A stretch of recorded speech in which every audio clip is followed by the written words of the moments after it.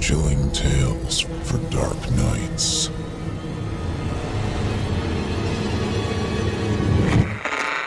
Want to make sure you never miss a Chilling Tales for Dark Nights video again? Be sure to subscribe and hit that bell to turn on notifications. My name is Lisa Braun, and I know this might sound crazy, but I swear this wasn't in my head, despite what most people say. It all began when I was just a child. I remember it quite well. It was late one night. The moon was shining through the window and I heard a storm brewing in the distance. I woke up from a dead sleep to the sound of thunder. I knew it would be a long night, so I got up to get a book from my room. My family and I frequently would camp out in our living room, since we didn't care much for proper camping. This was one of those nights. Since my whole family was together, I felt safe. Guess I was wrong. But I'm getting ahead of myself. I stood up from the couch I had fallen asleep on and walked up the staircase that was right behind the couch. Once I was upstairs, I felt as though there were eyes peering into my soul. It was the most unsettling feeling I'd ever felt. I felt the hairs on the back of my neck stand on end. I felt my mouth dry up, and I felt shivers scurry down my spine. I hurried to my room, my heart beating in my head and my stomach in my throat, and slammed the door shut behind me, hoping the sound didn't wake my family below. In the confines of my small room, which I shared with my two sisters, I felt a slight relief. I found my book that had fallen beneath my bed and headed for the door. I stopped before opening the door, remembering that feeling I felt in the hall. I stood with my hands grasping the door handle tightly. I somehow mustered up the courage to hurry down the stairs and plant myself safely in the living room with the rest of my family. A couple hours had passed and I was on my second book. As I lay on the couch reading, I felt the same feeling creep into my mind and soul. I felt like the world had emptied, as though my family had disappeared, as though the couch was no longer under me. The feeling from earlier had returned, but it was more intense. I looked up to the corner where the staircase meets the wall, and to my dismay, something was there. I saw a dark, lanky figure staring at me. The thing that was up there was suspended in the air, clinging to the ceiling like it was hiding. The perfect hiding place to watch me as I read my books. I called for my mother, but no sound could escape my mouth. I couldn't move. That thing had a hold of me. I laid there helplessly, staring into the eyes of this entity. I began to cry at the sheer terror this thing was instilling. Suddenly it began to move. Its head cocked to the left, then to the right. It looked at me with intent. I should have expected its next move.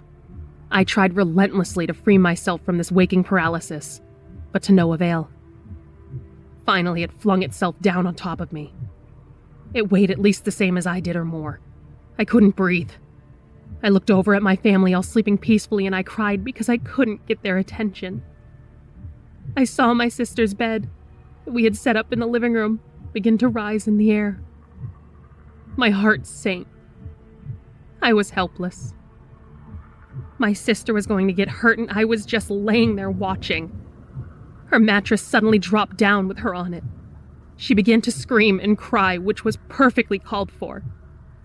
Suddenly the weight lifted from my chest and I could breathe again.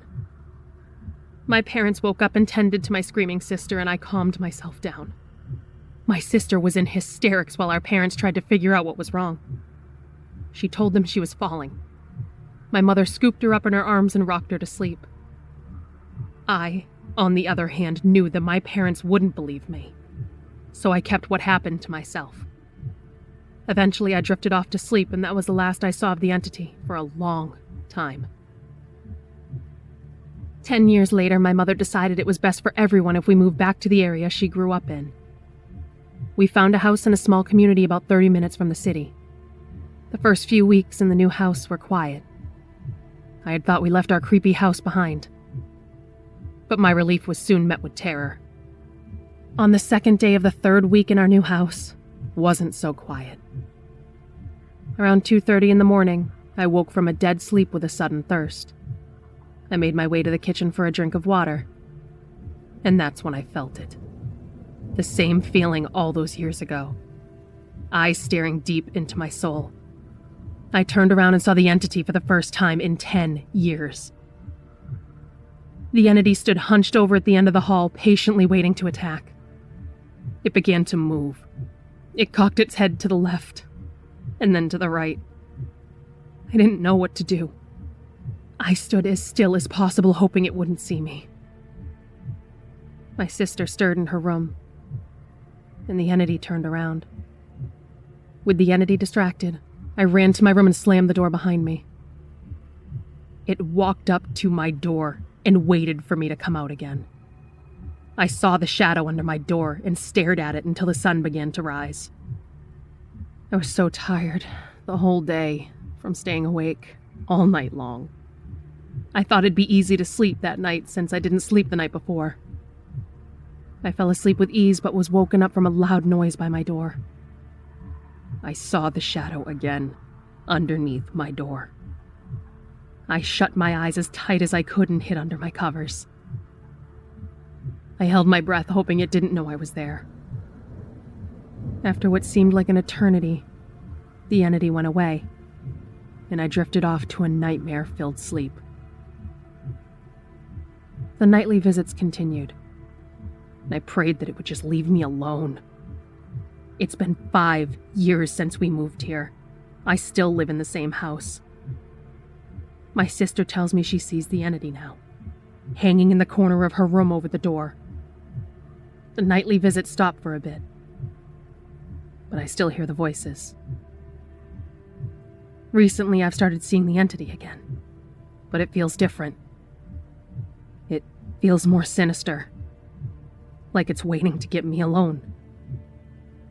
As I write this, it stands at the end of the hall. It's hunched over in its familiar pose, with a grimacing smile painted across its face. It's cocked its head to the left, then to the right. I fear that this time, I won't make it out alive.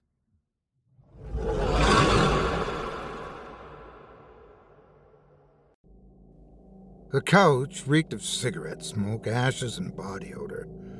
It was faded yellow like the wallpaper, its strings creaking loudly as I sat down.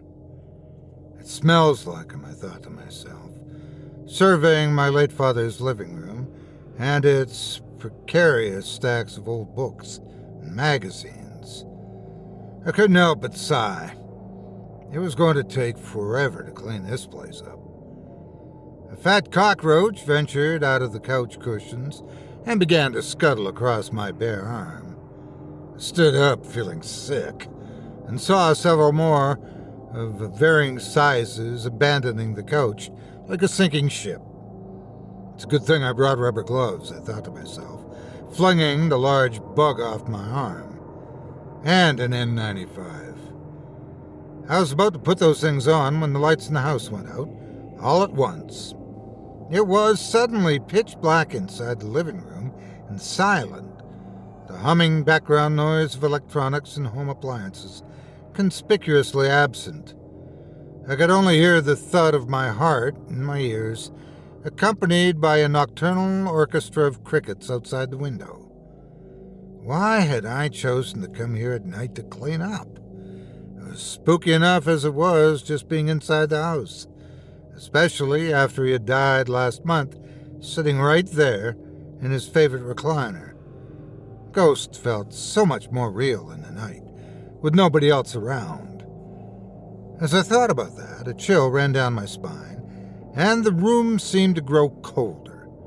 In the darkness, I pulled out my phone and turned on the flashlight function. The harsh white light cast the room in a bright glow, and I surveyed the crowded, messy space around me. A narrow path through the piles of junk led toward the kitchen, and from there I could go downstairs to reset the breakers. The old house did this from time to time, its original wiring and circuits not designed for the strains of modern electricity. Starting to make my way through the piles of faded magazines and newspapers, I edged sideways and sucked in my gut at one narrow section to get through to the kitchen. Once there, I tried to ignore the rotten smell which greeted me, sweet and sour aromas of spoiled food, and something else much worse beneath that. It occurred to me there might be something dead inside of one of the cupboards. It could have been a mouse or a rat for all I knew. Neither one would surprise me. Opening the door at the top of the stairs, I began to make my way down the steps. They creaked and groaned beneath my weight, and I made sure to cast the light toward my feet to avoid falling. The stairs were lined with stacks of old journals and magazines, printed news articles and folders bulging with papers. Dad's research, as he'd called it. I felt a pang of regret, wishing I'd tried to understand him better. He'd grown emotionless and reclusive over the years, paranoid that others were mocking him for his theories. He truly believed there were things from another world living among us, invisible and in the shadows. We'd never been able to convince him to seek help as much as we tried, and my mother had eventually left him after years of emotional neglect. I was careful to avoid the wobbly stacks as I made my way down the stairs to the lower level, as I imagined they would collapse like dominoes if I knocked something over. The precarious towers swayed and bent with my weight, pressing down on each step.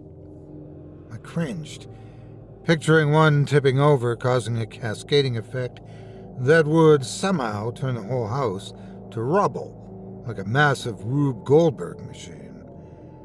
My breathing stopped as I heard something moving down in the shadows of the basement, further within the blackened space. It sounded like it was coming from the direction of my dad's old office. Probably just mice, I told myself, stepping from the bottom stair onto the linoleum tiles in the basement. They crinkled and crunched beneath my feet, yellowed and brittled with ancient water damage. The sound in the distance stopped immediately, and my skin broke out in gooseflesh as I began to tread hesitantly forward toward the source of it. The breaker box was in the furnace room. I'd go to it and flip the switches, then go back upstairs to clean. There was no way I was going to investigate that sound, coming from ahead and to the left, deeper in the basement. That was the kind of stupid thing they did in horror movies, right before getting killed. Creeping forward, being careful not to touch any of the precarious stacks, I finally arrived at the furnace room door on the right. As I pushed it open, that sound again came from the office, through the den which was just to the left of me. A noise like papers rustling and things being shuffled around. It immediately made me feel uneasy, my throat tightening with fear as I thought about my theory that the noises were being made by a mouse. That no longer seemed possible. Whatever was making that sound, it was larger. A raccoon, maybe? Or a possum? No, definitely bigger than that. Rushing faster, I nearly ran into a stack of boxes that was just around the corner, inside the furnace room. The idea of knocking something over and becoming pinned beneath a pile of magazines while that rustling sound grew ever closer was too much for me to handle. Nearly in a panic, I ran across the small cement floor room to the breaker box. I reached up for the lever and gripped it firmly, pulling it down, then jammed it back up into the on position again. Nothing happened. The room was still drenched in darkness, aside from the beam of my cell phone's flashlight. That rustling sound continued in the distance, undeterred by my presence. My heart thudding in my chest, I reached out and pulled the lever down again and back up, resetting it once more. The lights remained stubbornly dim. And then I realized, of course, I hadn't flipped the light switch at the door of the furnace room. None of the basement lights were turned on, so I couldn't even tell if resetting the breakers had worked. So I walked away from the breaker box and flipped a switch in the wall near the door, expecting the lights to turn on. But they didn't. It was still pitch black in the basement, of my dead father's house. And the longer I spent down there, the less comfortable I felt. My skin was tingling with a sensation telling me something else was down there with me, my primal lizard brain instincts urging me to run.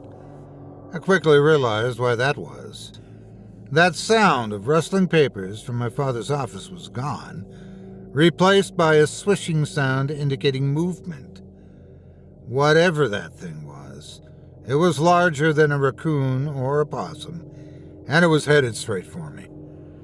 More afraid than I've ever felt in my life, I stepped out of the room and began to move through the stacks of papers that lined the basement floor to ceiling, wall to wall. I tried to walk at first, pretending that the sound, like a large lizard moving in the night, wasn't real. But then, as it got closer, and I heard its bulk scrape against the doorframe of the den just behind me, I started to run. Too terrified to look back, I began to push over the stacks of magazines and papers, knocking them over with my hands as I ran past. The stacks toppled over, sending a collapsing chain reaction of junk towers in the thing's direction. Whatever it was, it made a pained sound, unlike anything I've ever heard before. It was a dark, alien sound, a high-pitched shriek mixed with an undulating drone like a swarm of bees beneath it. Unable to stop myself from looking, I pointed the light from the phone in the thing's direction. All I could see was the boxes and papers being knocked aside by some large invisible force in the darkness. Whatever it was, I couldn't see it for some reason, but it could see me, and it was headed for me again, as indicated by the papers being knocked aside in its wake. Running as fast as I could up the stairs, I got to the top just as the thing began to bound up the steps from the bottom. I pushed over the stacks of boxes near me, sending another domino wave of junk toppling over, crashing into the bulk of the thing chasing after me. It was already so close. In the short moment of time it had taken me to push the piles of junk over, it had nearly reached the top of the stairs. Still, my plan worked and I heard the sound of it tumbling loudly down the steps. Panting and out of breath, I went through the door to the main level and slammed it shut behind me, just as the thing caught up again, scraping and scratching against the wood. I pulled the deadbolt closed as it pounded with its weight against the threshold. The door rattled and shook in its frame as I held it shut with all my body weight, feeling it pound against my back and hoping that whatever this thing was, it didn't have claws that could pierce through the flimsy barrier that I'd made between us. After a while, the pounding stopped. The dark house was silent once again, and I thought I heard the sound of it retreating down the stairs into the basement. But as I listened closely, I realized I could still hear the sound of its breathing, raspy and quick. "What are you?" I asked through the door, and the sound abruptly ceased. For a long time I just listened, waiting for it to go back into the basement again or just breathe again, so I knew where it was. I couldn't tell if it was behind the door or not, and after a while I began to almost wonder if I had imagined it all. Was there really an invisible creature living in the basement beneath my dad's house? The whole thing seemed impossible. Whatever had happened to the power, my attempts to reset the breakers had done nothing. It was still pitch black throughout the house. My phone had plenty of battery, so I cast its light around the room from where I sat, with my back against the door. The stacks of books and magazines were still standing upright, unlike down in the basement where it was now in shambles. That was when I heard the sound of the thing descending the stairs, its footfalls noisy amidst the mess. I could tell exactly where it was, based on those sounds. A very unusual thought occurred to me, hearing the creature heading back to the basement. I stood up and picked up a folder from one of the wobbly stacks in the kitchen. It was stuffed with pages of text, the margins thin and the print packed tightly together in a tiny font. I began squinting my way through the text and was amazed to see it was written by my father, and it was all about the thing in the basement. It appeared to be a continuation of a previous document, which I could find no trace of. The pages were all scrambled and out of order, disjointed fragments of memories and recollections. Creature's clever. First the light, then the heat. Makes me go down there every time. It knows I have to go down there. Fix the furnace, reset the breakers, repeat. It's gotten so big. I remember when it was so small, so easy to ignore. I could almost pretend it was just a cold breeze moving things around and causing the hairs to stand up on the back of my neck. Feeds on memories. Feeds on thoughts and feelings. Do I feel anything anymore? Do I feel even fear? The answer is yes. Every time I go down there, the answer is yes. I'll kill it somehow. Kill it. Kill it. It will until it kills it or it kills me. How do you defend yourself from something you cannot see? That last bit of garbled text made me feel sick to my stomach as I thought about my dad's final days and his confused and paranoid state in the hospital. Looking up from the pages, I surveyed the crowded room and realized he'd managed to defend himself from the creature in a way. He'd made a fortress out of his research just to keep the thing away and to warn him if it was coming. And then I realized the worst part. I had just unwittingly destroyed that barrier of protection. The temperature began to plummet in the room, and I realized I'd have to go back down there again. Not that minute, but sooner or later, I'd have to face the creature again. Otherwise, the house would remain cold, dark, and unlivable. I picked up another stack of papers and began to look through them in the glow of my cell phone light.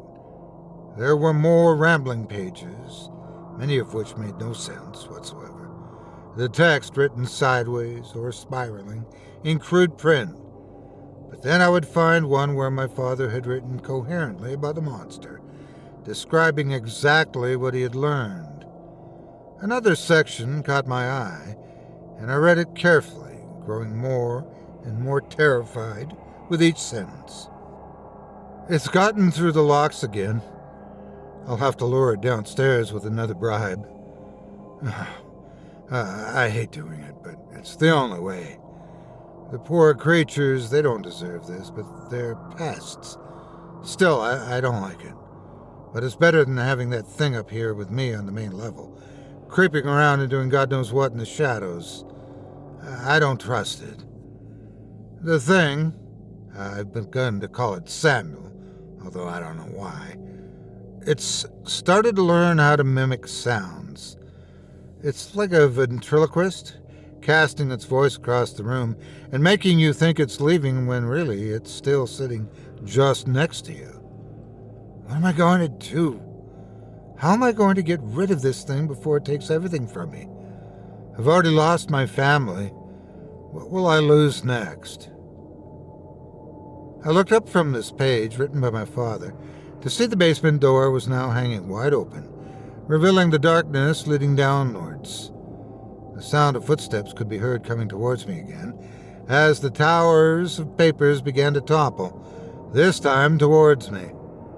A stack of books, magazines, papers, and folders stuffed with documents, they all began to tip over, landing on me and pinning me to the floor. A moment later I could smell the creature's rank odor as its invisible face floated above me, examining me.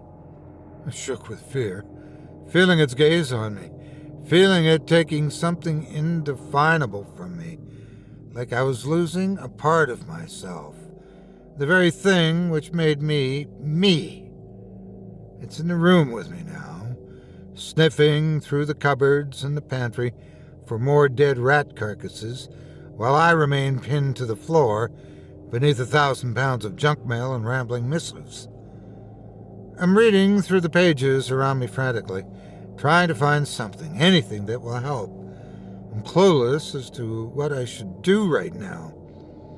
It feels like I should know, but I've somehow forgotten some critical things, memories that were very important which the monster has deigned to feast upon. Who do I call if I need help? Why can't I remember anymore?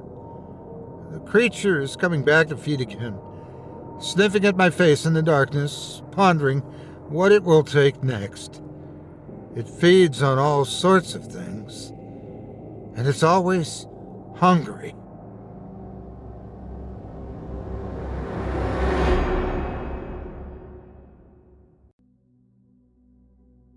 The procession of soldiers marched with the steady, even rhythm of blood pumping through an artery. Grim-faced and sure-footed, they were fueled by anticipation of the reward that awaited them. Fresh territory, laden with resources. But they felt little in the way of excitement. This was a mission for survival, and victory lay on the other side of a formidable enemy. As the soldiers approached the beginning of the next climb, their stoic silence was broken by a sharply shouted, "Halt!" It had an instant effect, like the flicking of a switch, and dozens of feet stopped in unison. They paused, waiting to be told what to do next. The only sound was their collective breathing. "We'll rest here a while to gather strength. Drink your water rations and sleep if you can. We're almost there, men. The prize is in our sights," the major boomed, exuding all the confidence and certainty that someone in his position should. A gentle wave of relief passed over the soldiers as their orderly line dispersed into small clusters, and they opened their packs while talking in hushed tones. Flasks came out, and water was sipped gratefully. Food rations had run out the day before, so water was all they had left to ingest. Something in the stomach was better than nothing. Still, the hollow sloshing was a visceral reminder of why they had to keep going, what they were fighting for. For Kevin, who is yet to see any action in his military service, the rest stop was welcomed by his aching feet, but it did nothing to settle his anxious mind. He dreaded the prospect of going into battle. He had heard the old-timers' gruesome tales of comrades' mutilations and deaths. He had observed the physical and psychological scars of those who had returned. He wanted no part of it. If he had had a choice, he would have been anywhere else. "Why the long face, kid?" The question barged into Kevin's looping worries about what was ahead. "Huh?" he asked, not quite sure who had spoken to him. With the lack of bathing and the lack of food, everyone was starting to look the same, dirty, thin, and worn out. "What's up?" The voice had come from a soldier who was sitting in a group close by. Kevin had tried to find a spot on his own that was close enough to others that he could escape notice. His plan had failed, and worse, his inner turmoil was obviously etched into his expression. He wished he could make himself invisible. The other soldier raised his eyebrows in an effort to prompt an answer. Just tired, I guess. Nothing a good night's sleep wouldn't fix," Kevin said, trying his best to appear unfazed. But his youthful bravado didn't fool the veteran soldier, who had seen more than his fair share of gore and more than his fair share of frightened youngsters. He knew what he was looking at. Youth, once protected by a delusional aura of invincibility, now facing its mortality. He had been there once himself, balanced on the knife edge of that revelation. The older soldier gave a knowing half-smile. "Just stick with me when we get there. You'll be okay," he said in a soothing fatherly tone, taking one last mouthful from his flask before screwing the lid back on. Kevin wanted to say thank you, a deep heartfelt thank you, but that was at odds with his desperate desire to maintain a tough facade, however flimsy it was. So he said nothing and replied with a short nod instead, hoping the conversation would end there. While the other soldier's words had brought a small measure of comfort to Kevin, they were nowhere near powerful enough to assuage his fear of the enemy. The tales he had heard of them, their method of killing, would not be so easily dislodged from his consciousness. They used small weapons in huge numbers so that their victims were eaten away in many tiny pieces. Death by 1,000 cuts. It was an agonizing way to die. Eventually, exhaustion overcame Kevin, and he drifted into a fitful sleep, leaning against his pack. He dreamt he was in a dark, damp place where sound was muted, like underwater. He was huddled in a ball, terrified and feeling that he was being pursued. Everything was unfamiliar, and he didn't know if he was hidden properly, but he didn't know where else to go. So he stayed where he was, frozen with fear, trying to make himself smaller. Then he knew there were others around him even though he couldn't see or hear them. He could sense them. They wanted to do him harm. And then he heard the whooshing of hundreds of pieces of ammunition flying towards him from every direction. He covered his head and scrunched himself up, bracing for the impact. As the first one touched his skin, he was abruptly ejected from the dream back into reality. Sweaty and still breathing rapidly, Kevin looked around to see if anyone had observed his ungracious exit from slumber. They hadn't. They were all starting to stand up, many of them also groggy from sleep, and hoist their packs onto their backs. There were groans and sighs and lethargic chatter. Kevin felt a rush of cold panic wash over his skin with the realization that they were on the move again. His nightmare had felt more like a premonition, and every step he took was a step closer to a horrible fate. His eyes darted around, searching the heads around him. Quickly and quietly, Kevin wove through the crowd that was slowly restoring its marching order, and he fell in behind the older soldier. They started the steep ascent, which soon became a grind, their legs heavy legs and their stomachs grumbling. But determination overpowered the fatigue as they marched on. One foot in front of the other over and over again, the momentum of the group making up for the waning energy of the individuals within it. Kevin held his gaze on the ground, not wanting to look too far in front of himself. He thought longingly of home, of his family there, of the simple things like sharing a meal and playing with the little ones, laughing together and feeling safe. But it would not be home for much longer, and he would never be able to go back there. The landscape was depleted to the point of no return. There was not enough left to sustain them. Home was dying, and if they didn't find somewhere else soon, they would all die with it. There was no choice. He knew that. The older soldier turned his head to the side, catching a glimpse of Kevin in his peripheral vision. He turned his head a little further and gave Kevin a slow wink. "Stay close and don't break from the group. Your best bet is to have others around you.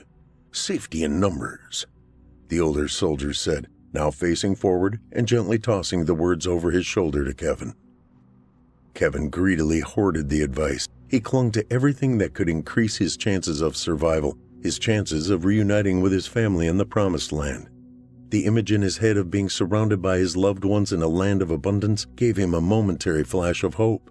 But it didn't last long before it was extinguished by thoughts of the merciless foe they must defeat. The battalion continued to climb up the smooth sand-colored ground, feeling gravity tug at their every upward move. After what seemed like an eternity, the weary soldiers found themselves looking across a plateau covered in a tangled forest of long golden growths. The major took the changing landscape as an opportunity to lift spirits. "We are through the worst of it now, man. We have our courage and the rest of our water rations to get us through the last leg of our journey. Your bravery will be rewarded with untold riches. Drink now, take a minute to collect yourselves, and then we will push on," he bellowed, his encouragement providing a small injection of nourishment for the souls of his soldiers. After wetting their parched throats, they began to push their way through the ropey growths. It was slow going, navigating between and under the densely intertwined vine-like protrusions. It wasn't as bad as the climb before it, but it was no cakewalk either. "How you going, kid?" the older soldier asked when they climbed, weaved, and belly-crawled their way through about half of the forest. "I'd be better if we got some clear terrain," Kevin replied, grunting as he squeezed under a thick golden bough. "I hear ya." Those were the last words they spoke before they emerged from the forest. Popping out of the twisted growths one by one, the soldiers saw a tract of relatively smooth, even terrain leading up to a short, steep rise. They couldn't see it from their vantage point, but they knew that a bit further on from there and down to one side was an enormous cavern. This was what they were aiming for, the entrance to a brand new paradise. The major kept them marching. He knew that to stop now when they were running on empty could be their downfall. The stream of soldiers continued to take their synchronized steps, relentlessly advancing towards their target. Kevin's stomach was contorting with hunger, and his lightheadedness was tipping over into delirium. Everything was beginning to feel disconnected and surreal, like a dream. A very, very bad dream. The older soldier swung his head around, uttering a soft, "Chin up, kid." It didn't have much more to offer. By that stage, even the most experienced among their ranks were starting to feel the mental strain and turn inwards to prepare for the fight, which they knew could be their last. The final brief ascent was completed in somber silence. A heavy air of existential contemplation hung over them, following them to the edge of the cavern, where they looked down into both the physical and metaphorical abyss. Dark, damp nothingness seemed to be waiting to swallow them up. The Major could gauge what was going on in the company's collective mind, and he held the power to turn it around. The right words at the right time could catalyze psychological transformations. He cleared his throat and spoke with conviction. "This is the beginning, my fellow warriors. This is where we reclaim our lives and those of the ones we care about, our families, our community, our entire species. We have made it this far because we are survivors, and we will be triumphant in the end because we are righteous. When we win and commence our rule over this kingdom, we are not just going to gain material wealth. We are securing the future of our kind for many more generations. And that will be all because of you and your willingness to fight for everyone who can't fight for themselves. Your valor will save us all." There was a subtle but significant shift in the soldiers' mental state, a stiffening of their resolve, and a perceptible uptick in morale. Even Kevin felt a tiny pang of pride at his contribution to the greater good. He just hoped with every fiber of his being that it wasn't going to require him to succumb to a horribly drawn-out and painful death. With that, the Major gave the signal to advance. The soldiers spilled over the edge of the sleeping man's lips and into the vast cavern of his open mouth. They readied their weapons to take on the army of his immune system. The invasion had begun.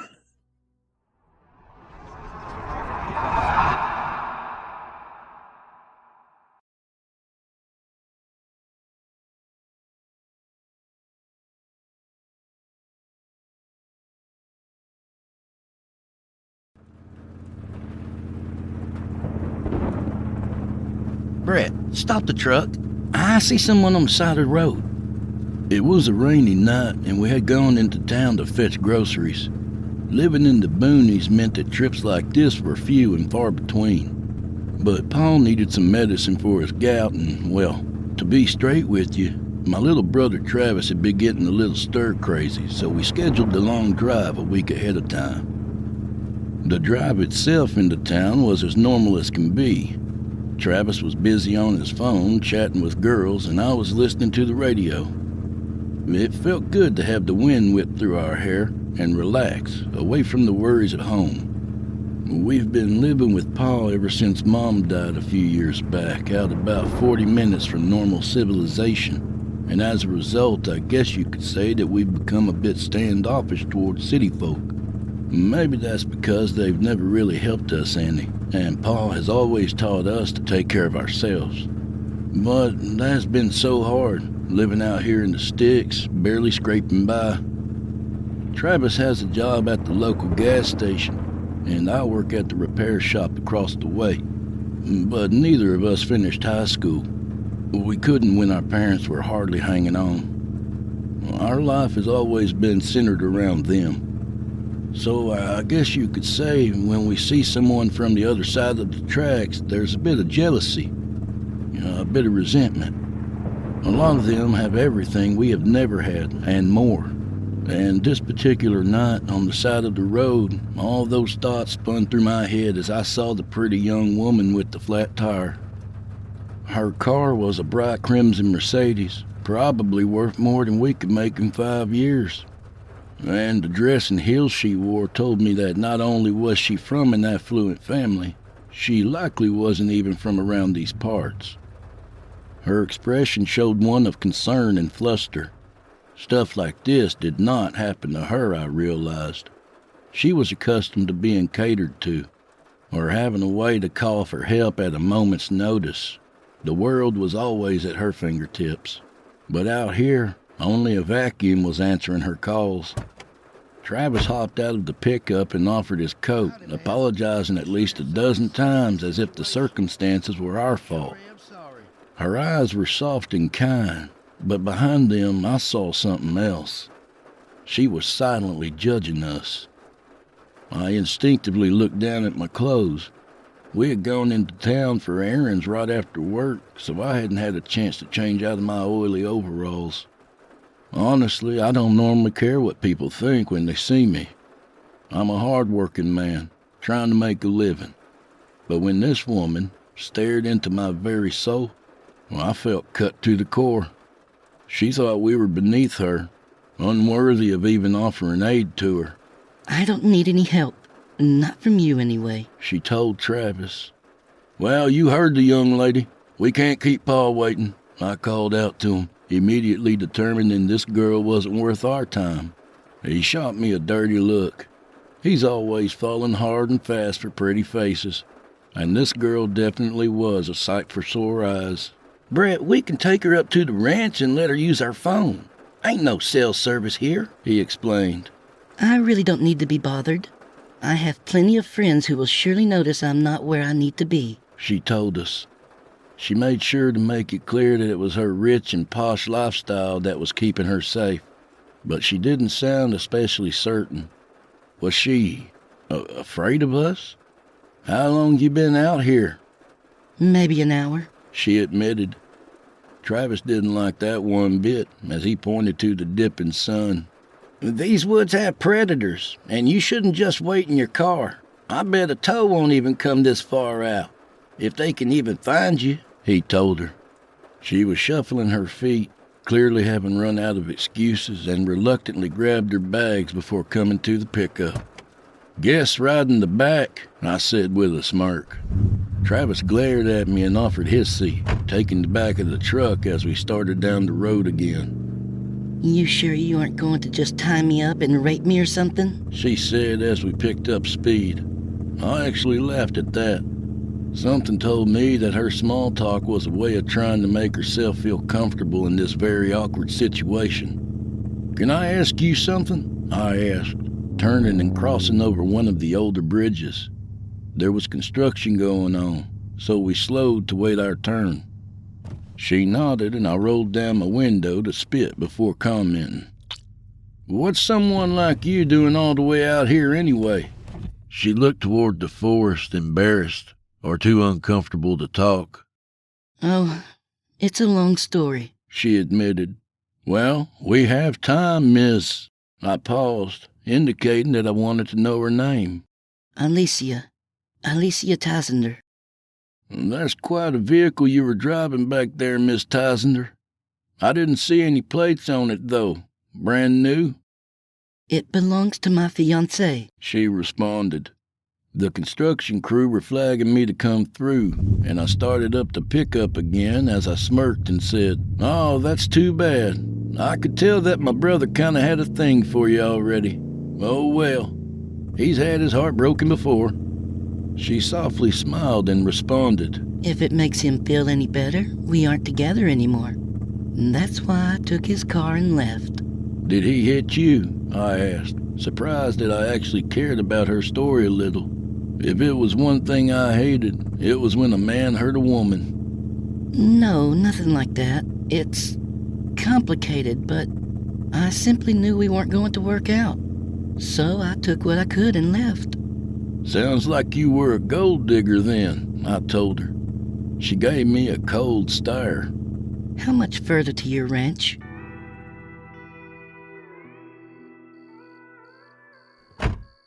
It was twilight when we arrived, and Travis led the young woman toward our porch as he announced our arrival to Pa. Not that we expected him up at this hour, but he did have a rule about bringing strangers into the house. Wait out here and I'll go get the phone, Travis told her. She walked over to the porch swing and looked toward our land. This place is not what I expected at all, she admitted. Once again, her words rubbed me the wrong way, and I snorted as I leaned against the porch steps. And what does that mean? There's no need to get defensive, Alicia snapped back, but I wasn't going to back down. I could tell that this lady didn't really think much of us. I bet a city girl like you probably wouldn't survive out here for more than a few hours, I said with a chuckle. You'd be surprised. Remember what I said about my fiancé? I take what I want when I want. She boldly declared. So then you're ruthless. I just know that I don't like when people push me around. I'm used to getting my way, She said with a smile. It was meant to be flirtatious, but I found it disgusting. Sounds like your fiancé is lucky you left. How dare you speak to me like that? Don't act all high and mighty. We could have left you on the side of the road, I pointed out. I don't need your help. This little farm you have here you love so much, it's utterly insignificant to me. What you are doing here doesn't matter. I just want to get on with living my own life and get out of this trashy dump, She said. Her eyes were filled with venom. I sneered as Travis returned and passed her the phone. He also had a silver coffee mug that was our mother's, filled to the brim, but she acted like it was poison. I'd rather drink sewage, She muttered.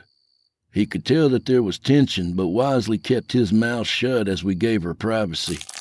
I poured the coffee out on the steps near the woman just to spite her. Inside, I was seething. Who does she think she is? Entitled little bitch, I muttered. Just because she's a little different than us? Travis asked. She's acting like we should be thankful to have even met her. And you didn't hear her. She was literally demeaning us like we were savages. Paul rolled up in his wheelchair and looked out the window at the pretty young woman, whistling softly. She heard him, acted like she was vomiting, and walked away toward the pasture. Do you see what I mean? I muttered angrily. A woman like that would be hard to tame. Probably born with a silver spoon in the mouth, Paul declared. His words made gears turn in my head. You're probably right. She's for money, I realized. I pointed toward the window and said, I bet she'd be worth something if, say, something happened to her. Travis immediately frowned. Brett, you're talking nonsense. We ain't gonna hurt her. Who said anything about hurting her? I said that there's probably someone out there that wants to find her. Like her fiancé she swindled. I bet he wants his car back. Wait, she stole it? Travis seemed surprised. He was clearly still smitten. Yep, and she threatened our home too, Pa, I said. It was a bit of a stretch of the truth, but I was convinced that forcing Alicia to stay would land us a big payday. And I knew exactly how we could do it, too. We have the right to protect you. Enough of this talk, you two. Paul said with a cough as he wheeled to get his medicine. Travis, can you help me with a bath? I'm ready for bed, he mumbled. As they left, my thoughts turned to the woman outside. She had just gotten off the phone and was pacing back and forth, clearly in a hurry to get out of here. I walked out and said in a most sincere voice, I want to apologize for the way I treated you earlier. It wasn't right to say those things. She huffed and remarked, I bet your pa gave you a good tongue lashing. At least someone around here has manners. I could make it up to you by showing you around the farm while you wait, I suggested. No thanks. I'm already starting to smell like manure. And whatever is on your overalls isn't helping, Alicia retorted. I clenched my fist but didn't play her game. I insist. Besides, there's too many mosquitoes around here, I said as I swatted one away from her face. She sighed and gestured for me to lead the way. I glanced back at the house to see that the lights were still on and then remarked, Let me show you the horse stables first. For the next 15 minutes, I wasted time yammering about the life I led. Alicia wasn't even pretending to be interested. I could tell she was doing this just to humor me and make time go by faster. As we approached our old well, I casually asked, So, is the tow truck on the way? They said about an hour. Are we almost done with this tour? She said with a sigh. Well, there's one more thing I want to show you. I let her step in front of me and then swiftly took action, pushing her into the large bucket and letting the well rope yank her into the dark void. As she screamed and I heard her splash water, I couldn't help but to laugh. What is the meaning of this? Is this your idea of a prank? I took out my Bowie knife and cut the rope before responding. It's my idea of keeping your pretty little mouth shut until I decide what to do with you. She coughed as she stood up and tried to desperately scrape the walls to climb, but it didn't work. Brett, you are making a mistake, she warned. Oh, now we're on a first-name basis. Shut up. I don't need to hear any of your whining. Brett, you need to let me up now. This is your last chance, Alicia said darkly. I found it odd that she thought she was threatening me, so I just walked away and toward the house, her voice soon just a distant mumble. Inside, Travis had just finished putting Dad to sleep, and he asked, "Did the tow truck already come?" "Yep, she's long gone, brother. No worries, though. She was just a headache." Before he made a reply, the lights in the living room flickered gently, and I looked outside to see if a storm was rolling in. For some reason, the air was unusually still. "All right, I guess I'm going to get some sleep," Travis decided. Then the power went out altogether. "Well, shit, it's going to be a scorcher tonight." "You get to bed. I'll check the box in the basement," I told him as I looked towards the well. Alicia's warning was still fresh in my mind. Was she responsible for this? I wondered as I grabbed a flashlight from the supply cabinet. But that was impossible, I thought, as I unlatched the cellar and climbed down into the dank, dark room. In the cellar, I fumbled around in the dark for the breaker, and as I did, I heard a strange, hushed noise from behind me, like wind picking up right beyond the cellar door. I turned to get a good look and make sure that Alicia hadn't somehow actually gotten out of the well when the door slammed shut. Hurriedly, I tried to pry it open, and I shouted for Travis, but I doubted he would hear me in the house above. What was going on? I turned and scanned the dusty cellar, suddenly wondering if I was even alone. "Who's there? I swear I'll beat your face in," I warned, but there was no response. Slowly, I crept toward the breaker, listening for any sign of disturbance in the room around me. Something was there. I could feel it. I looked down at some of the flickering shadows on the ground for a moment, trying to determine what might be wrong with my flashlight. It wasn't dismissing the dark like it should, or the shadows refused to obey the laws of physics for some strange reason. I tried the breaker a few times, but it didn't work, and focused on trying to get Travis's attention by grabbing a long broom and smacking the floor above. Meanwhile, I was certain the shadows were moving. I heard this strange hissing as I flickered the light toward them, and realized that it sounded like a whisper. Then, to my utter disbelief, one of the shadows began to form into the shape of a tall man. "Holy fucking shit!" I shouted as I screamed for Travis. The moving shadow lunged toward me, smashing me against our old wine, and I frantically tried to escape. But the cellar was just a maze. The only way out was the latch door unless Travis opened the kitchen stairs. I tried my best to make my way to the stairs as I heard the noises of the strange ethereal creatures grow closer. Sometimes it sounded like they were cackling madly. It sounded distinctively similar to the way Alicia had mirthlessly laughed when she threatened our farm. I didn't have time to make a connection as I felt one of the strange beings grab a hold of my foot and pull me down. It was standing over me and choking me without even having a form. Shadows were infecting my very blood. I was sure I was about to die. Then, above me, the stairwell opened and light shone through. Travis was there with a large lantern that we use sometimes to go fishing. He was looking at me like I had lost my damn mind.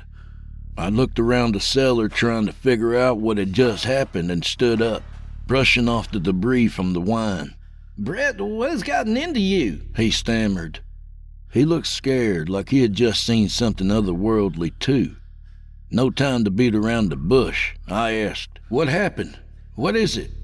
"It's Pa. Something's gotten in him. He ain't acting right." I pushed past him up the stairs.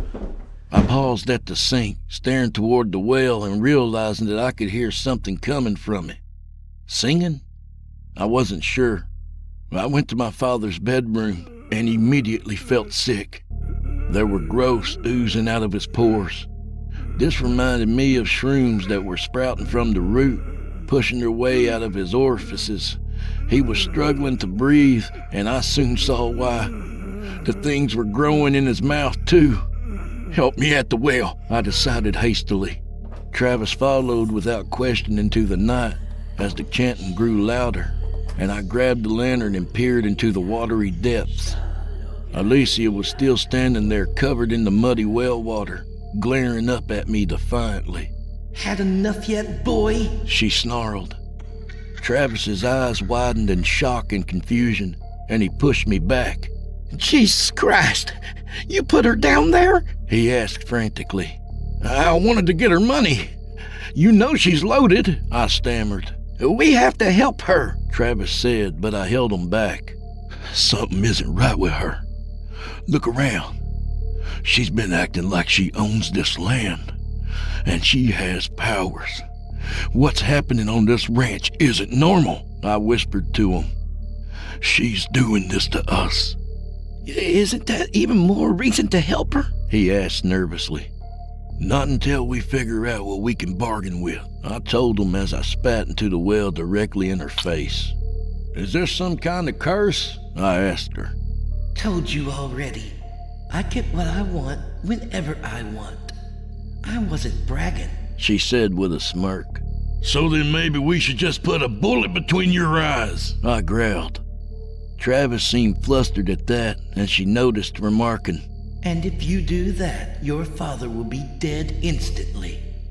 Those roots will choke his lungs in only a few moments anyway." "If you wanted us dead, we would be dead," I argued. "You're so naive." "Give me one good reason why I shouldn't kill you, or drown you, or just walk away." "You want money, yes? You want to ransom me back to my fiancé? I'll make a deal with you. Help me kill him, and I will give you all the money you want, plus something extra," she said, crossing her arms. "Kill him? Is he dangerous?" Travis asked. "He's the one I called here. I can't kill him. It's complicated. But we are bound together by magic. So when I saw you boys, I knew I had an opportunity. I need him gone. You need money. For the moment, our interests are the same," Alicia answered. "Because you were in this well," I said, realizing she had intended for her fiancé to come here and do battle with us all along, and then leave. Now we might have a chance of winning. "This guy have powers like you?" I asked. "More so. He's been a warlock for 8 years. He can and will kill you. And he will be here soon. You have to catch him by surprise." "Fine. We'll do your dirty work. But we need a promise that you keep your end of the deal." "A witch's words are always truthful," she answered back cryptically. I gave Travis a shotgun and said, "Watch her. I'll handle this son of a bitch." Then I walked back to the house to find the other weapons. I'll admit it, I felt like an idiot for ever thinking this plan was going to work. And now, because of that, I was winding up this bitch's gopher, I thought bitterly. I went to the mantel above our old stove and grabbed Paul's sawed-off shotgun, and then kept an eye on the roads. There's only one way in or out of our property, so I figured this crazy boyfriend would have to turn up that way. Once again, though, I underestimated how strong these people were. About 5 or 10 minutes later, as my eyes got droopy from being awake for so long, I heard the crackle of thunder and the ground began to shake. I saw something moving near the edge of the ranch. It looked like a pillar of fire from the Bible. I clenched the gun a little harder as I heard Paul behind me begin to choke and lose his oxygen again. Alicia was feeling anxious, I thought, making sure that we kept our end of the bargain by keeping our father under this spell. I pointed the gun toward the pillar of fire and saw a figure step out, his eyes as black as night. Then I fired. I saw the slug ricochet right off his skin, and I cursed softly. How the hell was I supposed to defeat this guy anyway? Had Alicia purposefully brought him here for us to die? No, that didn't make sense. She had said she wanted him dead. So what could be unique about this place to kill a warlock? Alicia, I know you are here. I smell your wretched husk, the man screamed. I kept myself low to the ground and tried to think of what had happened since Alicia arrived. Then it dawned on me. I recalled how she had resisted drinking out of Paul's coffee mug. Silver. Why was it always silver? I ran across the room, scrambling to find any silver I could use as the man got closer. He was tearing down trees, shouting wildly and killing our cattle. Then it drew deadly silent as he stood near the porch. I don't know what she has offered you, but I recommend you back down now and give her to me. Otherwise, all of you will die tonight. His tone of voice told me he was probably going to kill us anyway. I waited right inside the door with all the silver I could find, struggling to push it into the shotgun and make it like a blunderbuss. I had no idea if this plan would work, and I only had one shot. Have it your way then, he said, slamming the door open. I leapt out and aimed a shotgun at his face. The silver blasted straight into his eyes. The warlock was stammering, confused and flustered as he fell backwards. I got out my rusty knife and slammed it against him as he fell off the porch. His body twitched and convulsed, and it seemed like 1,000 different spirits left him, even as the storm began to subside. For a moment I thought the worst was over. Then I heard a sickening sound like that of a spine being snapped, and I turned toward the well. Travis, with his heart of gold, had decided to pull Alicia out of the well. In exchange, as soon as they were eye to eye, she grabbed his genitals and pushed them up through his throat. He was choking on his balls and stumbling into the well as the black-eyed witch gave me a look that told me I was next. She floated over the land and flashed to me, ready to strike me dead. Then I grabbed my knife, still dipped in silver, and slashed it across her belly. She shrieked and fell back, clearly surprised by my wit. It looks like you aren't a stupid hick after all. We had a deal. I thought you said a witch never lies. Reluctantly, she reverted to her normal form, and the night sky fell back to its normal glow as well. She sighed and smiled, gesturing to the house. You're right. It's true. I couldn't have killed you if I wanted to. I just wanted to teach you a lesson. Go inside your house and you will find I have fulfilled our bargain. And forget this night and everything that happened. Otherwise, I might have to break that promise. Are we clear? I kept the knife steady as she picked up her fiancé's head and chucked it as far as she could before she walked off into the woods and disappeared from sight. I went into the house and saw that she was telling the truth. The whole living room was caved in with money. But behind that, I saw that my father was gone. His body was completely consumed by the fungus she had inflicted him with. And now, nothing but a rotten mess remained. I sat down amid the money, feeling like a fool. My family gone, what good was any of this? What good was I? No good at all. Maybe I never was. My name is Aramis Churchton. On December 14th, 2004, I came to the town of Belconson, Maryland, in order to spend a night in a tenantless house on a quiet road. It was a 3-hour drive from the western part of the state, and I arrived shortly after 10 p.m., parking my car almost a half-mile away. I walked onto the property and went around to the back of the house unnoticed, as it sat on 7 acres of fairly isolated scrubland. The previous owners, the McSorley family, had left a month before, after their daughter was kidnapped. The nearest neighbor was screened off by a thick stretch of trees to the east. The temperature when I arrived was slightly less than 30 degrees. I broke into the basement door with a crowbar and entered the house. The McSorleys had left the heat on inside, and it was comfortably warm. I removed the flashlight from my backpack and shone it in front of me as I walked through the house. I did not want to turn any lights on yet for fear of drawing unwanted attention. The house was large and fully furnished. Everywhere there was evidence of a normal family life, and no obvious signs that it had been interrupted by tragedy. The house had 3 bedrooms. One of them was Glory McSorley's. She was 7 years old when she was abducted in the middle of the night. A ransom note had been left behind, written by a man who only called himself Swan. Nothing had been touched in her bedroom. It was filled with her drawings and possessions. I looked through every room in the house, the study, the playroom, the 3 bathrooms, the kitchen. In there, I studied a picture fastened with a magnet to the refrigerator. Glory had created it in red and green crayon.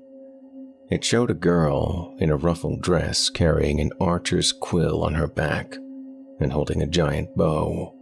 Glory had signed it below the girl's feet.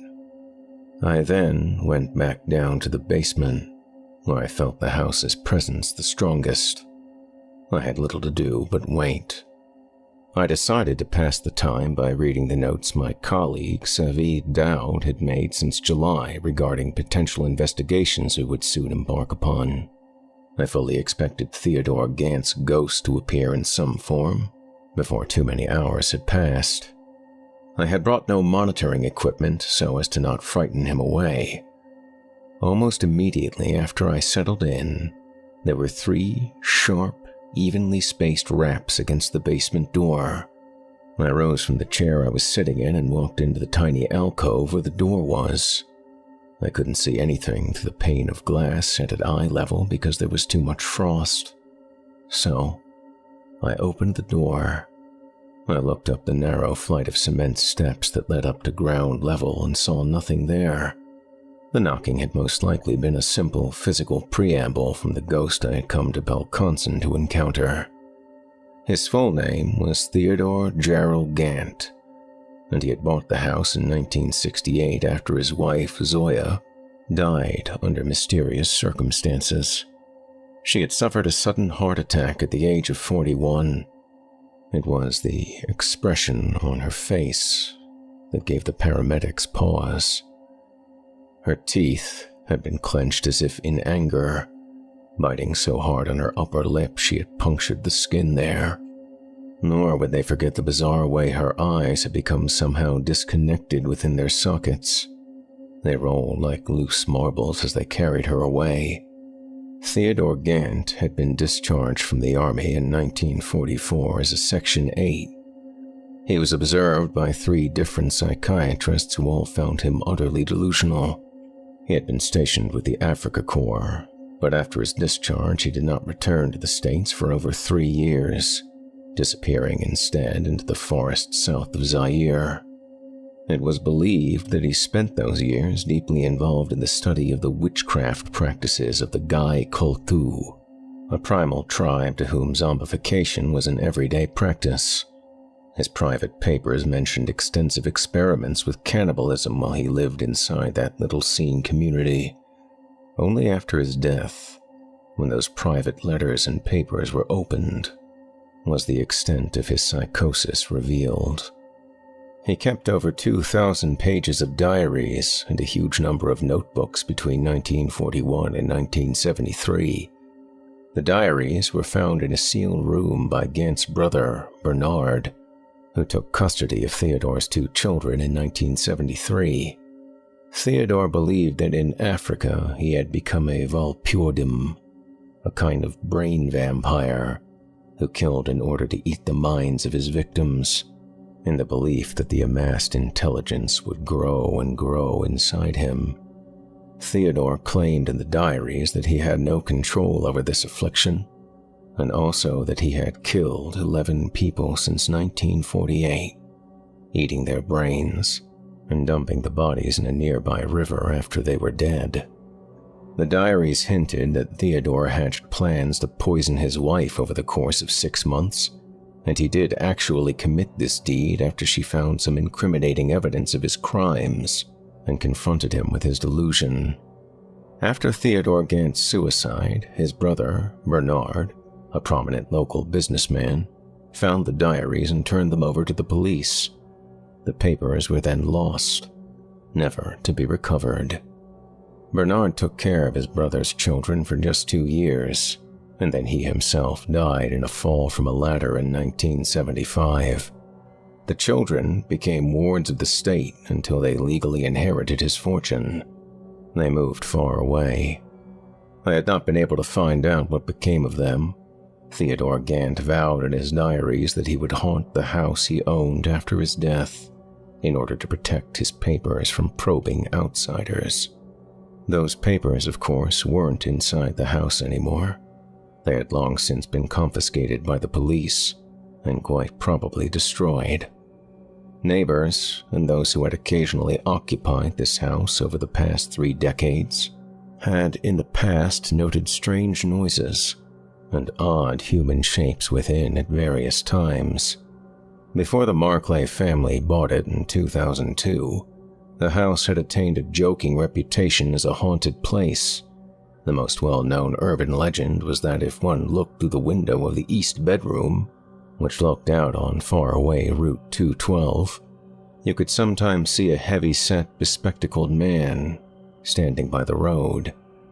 He would place his hands over his face and sink to his knees, and then mysteriously disappear. Because this sort of sighting had on occasion been attributed to children, there was reason for extra caution when I began my investigation.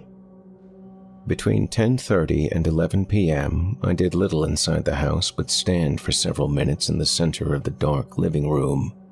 I listened to the almost undetectable subtone the house gave off for signs that its energy level was migrating toward any particular area.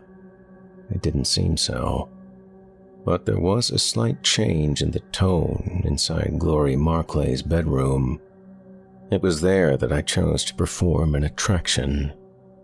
I sat down at the little girl's tiny red desk and settled onto the blue wooden chair beside it, which had been designed for a human 1/3 my size. I switched on the table lamp. Atop the desk there was a Mickey Mouse pencil cup, a sketch pad, and a calendar showing a different sort of horse for every month. I moved these things out of the way and set my backpack on the desk, along with a glass of water. From the pack, I removed a charcoal pencil. Sensing something, I turned to look at Glory Marclay's small bed. On the coverlet lay 3 dolls. I noticed for the first time that the room was filled with them. There were giraffes, dogs, dinosaurs, fashion models, infants, cowgirls, and astronauts. For some reason, the 3 dolls sitting on the bed, staring in my direction, were the ones with the largest eyes.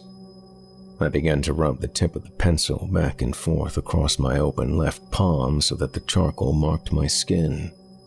Then, I continued in the other direction, cross-hatching.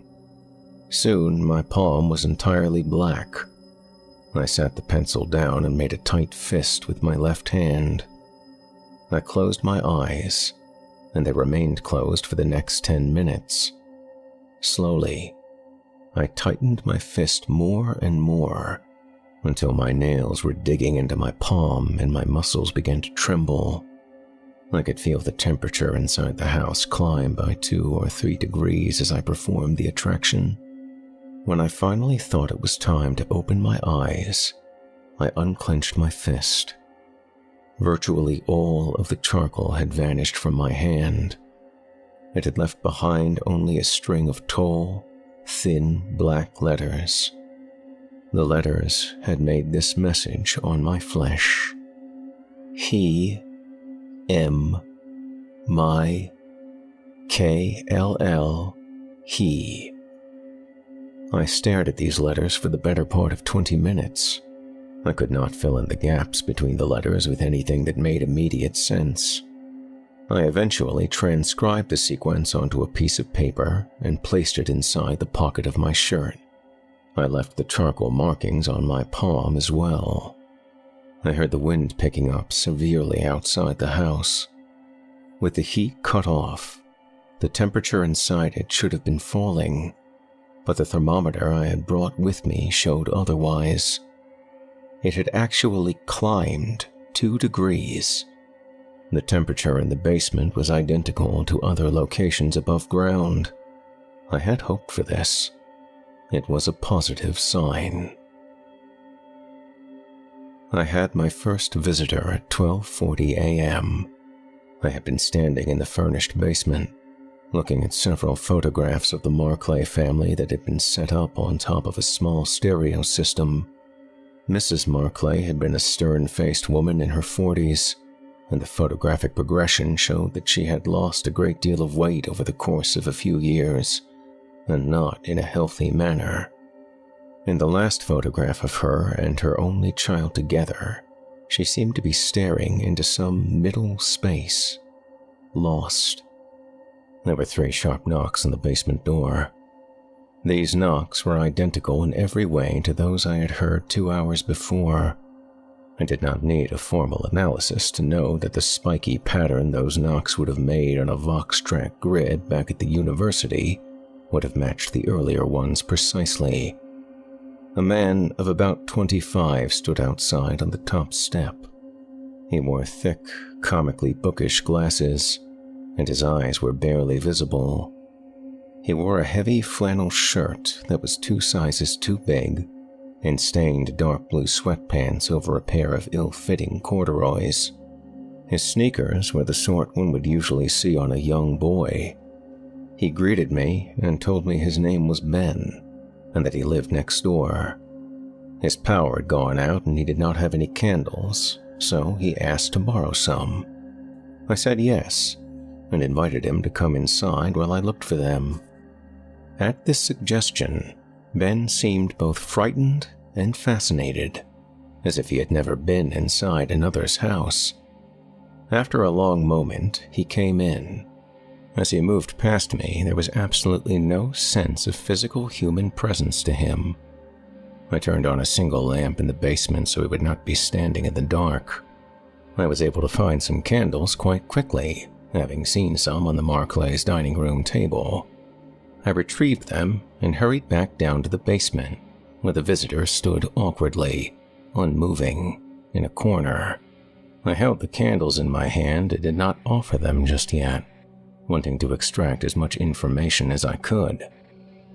Through a series of careful questions, I was able to learn much from Ben. He told me in a very small voice that he had lived next door for 1 year with his brother, who had gone out tonight to Parsonsburg. When I asked Ben what he did for a living, he seemed baffled by the question, and told me that neither he nor his brother worked, that they had inherited some money from their uncle, who had been a real estate investor. His brother's name was Donovan, and he took care of all the money. When I asked Ben what his last name was, he replied, Gant. It confirmed what I had already assumed.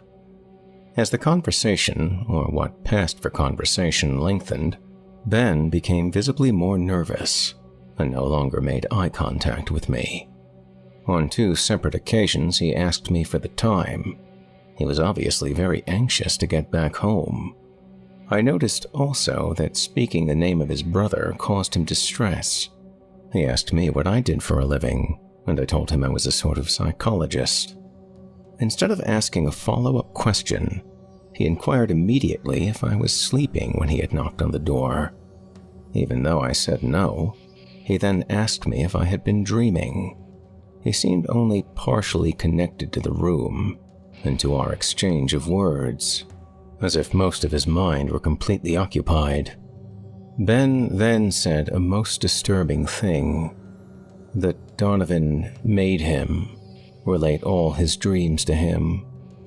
When I asked him why this was, he merely stared off into the distance, and after several seconds refocused, having apparently forgotten what I had asked. I asked more questions about Donovan, but the answers were vague. Donovan had worked for a time in a nursery, but had stopped. The two of them did not leave the house unless they had to. It had been that way, Ben said, for a long time. I was able to eventually glean the reason for his nervousness. His brother had gone out for groceries, and Ben was anxious to know how long such an errand might take. Surely he was risking something by venturing outside of his house and wanted to return as soon as he could so as to not arouse suspicion that he had dared leave. At the end of our talk, Ben blurted out that what he really wanted to borrow was a radio, because he wanted to hear what the newscasters had to say about the snowstorm that was on its way. When I told him I would gladly try to find one for him somewhere in the house, he again asked me how long it would take for Donovan to return from Parsonsburg. I left him one more time and navigated the stairs up to the main floor with a flashlight. There was a small portable radio in Glory Marclay's room. For some reason I am not sure of, I felt the need to reach out and touch the head of one of the staring dolls resting on her bed. The plastic was very warm to the touch.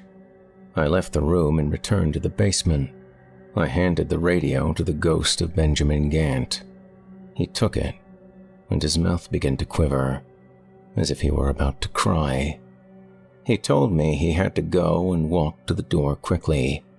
I opened it for him, and he moved past me, climbing the steps and disappearing around the side of the house into the freezing dark. I had heard that both Ben and his brother Donovan had died, but I had not been able to find much out about either one of them. I knew that I was meant to follow Ben, that he was involving me in a playlet of sorts. Where it would lead was a mystery to me. I let 10 minutes pass and then I stepped out into the cold, taking my backpack with me out of sheer reflex. There were flurries falling lightly as a snowstorm moved in from the north. The land was entirely dark. Far away, I could see the dim glow of lights on the side of Route 41. I started to walk in that direction. It was 75 yards or so across the Marclay property, which was cut off from the adjacent property by that tall screen of trees. I parted it and came out on the other side, in view of the closest house to the Marclays. This one was in a state of total disrepair, having been abandoned some time ago. I walked unnoticed across the large, unkempt lawn, wrapping my scarf tightly around my neck. From what the ghost had told me, I believed it was possible that this house was where Ben and his brother Donovan had lived after their father's death. It had most likely been sold or simply given to them by their Uncle Bernard. Half the windows of the house were boarded up, and the front door was firmly padlocked. It seemed unusual to me that a house on such a desirable stretch of property should stay abandoned. There was no way in unless I wanted to climb in through a low window, which was not boarded and whose glass pane had long since been removed. I decided to try it. I managed to push myself over the window ledge and fall into the darkened house. I was grateful to be at least out of the wind, if not the cold. I could see almost nothing inside the house. Large portions of the walls were hacked away. There was no furniture left, just debris. Almost right away, I could make out a small object sitting precariously atop a pile of what looked like wood paneling. I walked over to it and lifted it. It was a book, bound in imitation black leather. The interior pages were college-ruled. A price sticker was still attached to the lower right-hand corner of the back cover, and an orange paint stain streaked the spine. It was a diary. Obviously, it had been left for me as part of the manufactured drama, and I sat down with my back against one corner of the house, turned on my flashlight, and sat down to read it. I suspected it would tell me where to find Ben next. As I read, I sometimes had to turn my head to breathe so that the cloud of my breath would not obscure my vision. The diary was written in Ben Gant's childlike handwriting. It began on April 10th of an undetermined year and covered approximately 1 month of the young man's life. Benjamin began his first entry by describing how his brother Donovan ordered him to submit to treatment with Dr. Spawn, because Ben was getting to be more and more of a burden to Donovan. One day, Donovan drove Ben into the city after Ben made sure to hide his diary carefully to avoid one of his brother's almost daily inspections of his personal belongings. Benjamin had found this Dr. Spawn, who claimed to be a psychiatrist, to be very strange. His hands were twice as big as Benjamin's, or so he wrote, and Spawn was in his 80s. While Donovan waited in a car down the street, Spawn had asked Ben question after question about his heart condition. The man had gone out of his way to show Ben his medical degree and textbooks. Ben was obviously frightened of Spawn. Later that night, Ben heard Donovan on the phone, laughing and talking to Spawn. Ben was hypnotized by the doctor for the first time on a Saturday. It was Spawn's intention to use the power of subconscious suggestion to alleviate Ben's general sense of fear of the world. Ben barely remembered what happened after he lapsed into unconsciousness. He found himself walking down the street, but he could barely hear any sounds. He watched people pass him silently, and he became aware that his brother was following his progress with the car from behind him. Ben wrote that the sunlight had been changed somehow into dark shades of purple and black, as if night and day had been reversed. It felt nice to him. The next thing he remembered was waking up on Dr. Spawn's couch. Spawn was very happy. He said that they had already made a tremendous amount of progress.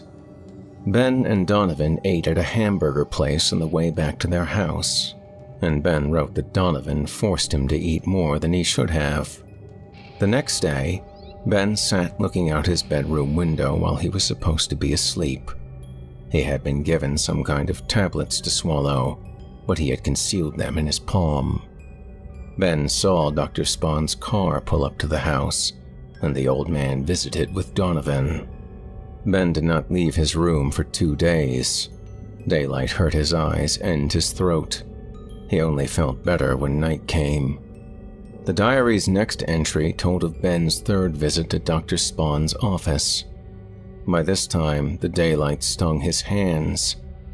This time, while Ben was under hypnosis, Spawn walked with him. It was already dark when they went out onto the street.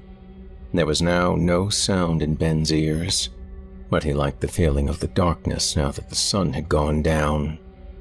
Ben drifted by him, and Dr. Spawn's hand never left his shoulder. Spawn talked profusely, but Ben couldn't hear a word of it. After a time, they left the main roads and walked through the back streets and alleys. Once they went by a cemetery, and Spawn stopped him there, talking very quickly, pointing and gesturing almost angrily. Then, the two of them went on. Ben got a little dizzy, and at some point Spawn was actually pulling him along with his large hand over Ben's wrist. Then, they were in a place near the bay, where the city's garbage was sent out from the harbor on scows. Ben remembered tall buildings with broken windows. Spawn pointed at someone walking around there. To Ben, the person was just a shape made out of blue. Spawn made Ben run after the shape, but it had gotten away from him. He was too slow and clumsy. And so, Ben wrote. Dr. Spawn went after it.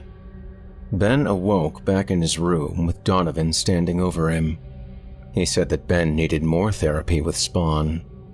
But when they returned to the office the next day, there was no answer at the interior door.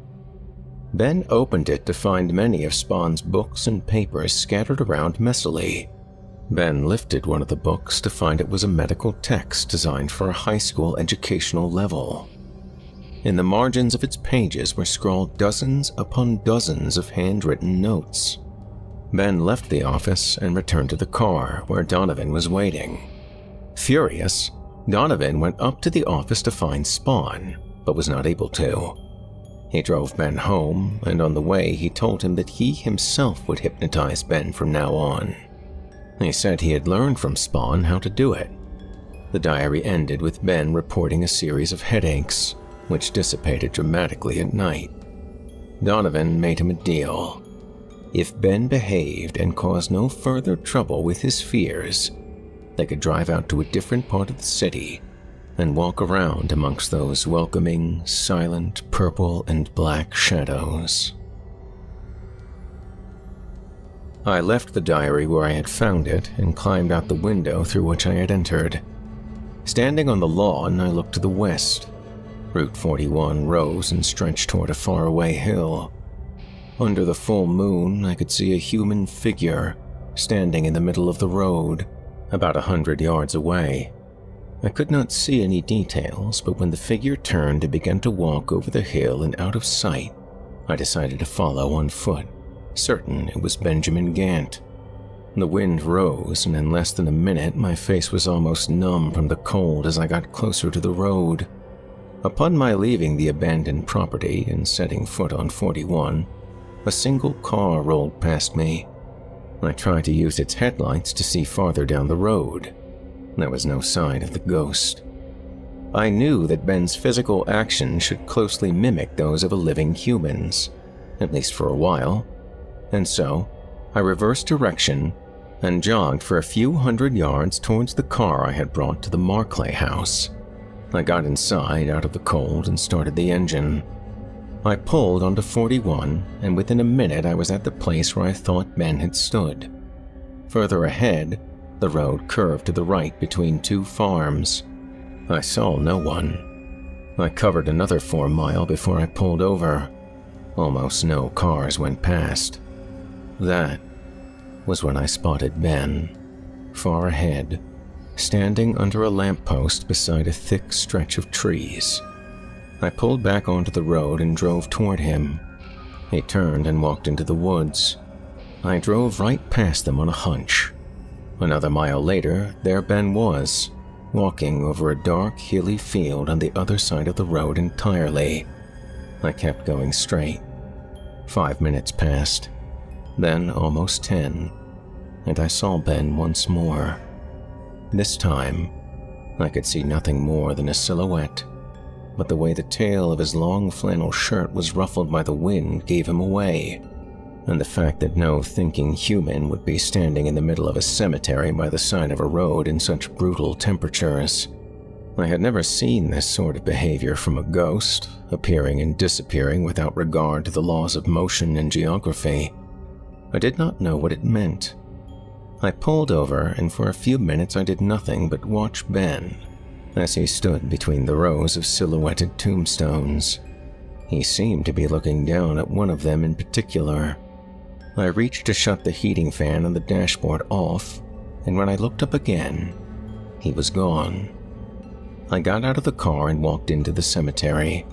I knew I would only be able to stay there for a few minutes. The cold was just unbearable, even though the flurries had stopped.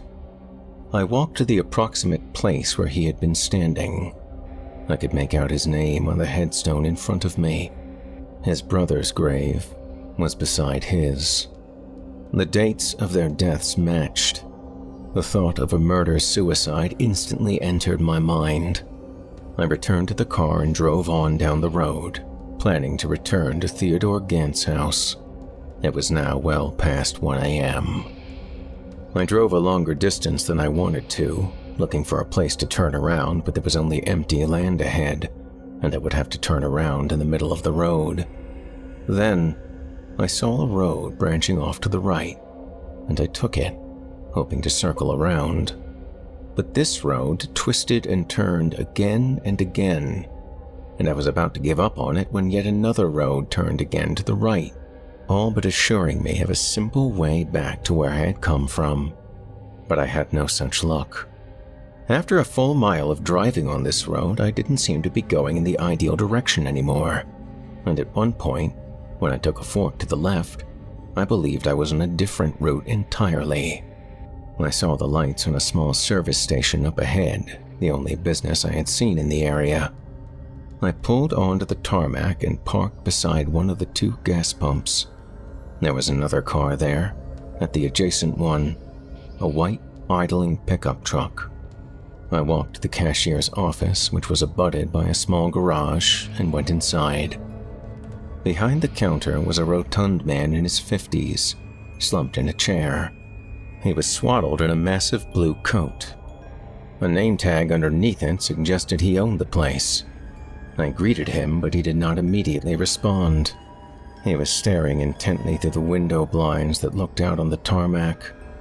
I asked him for directions back to Route 41, and for a moment he said absolutely nothing, didn't even turn his head.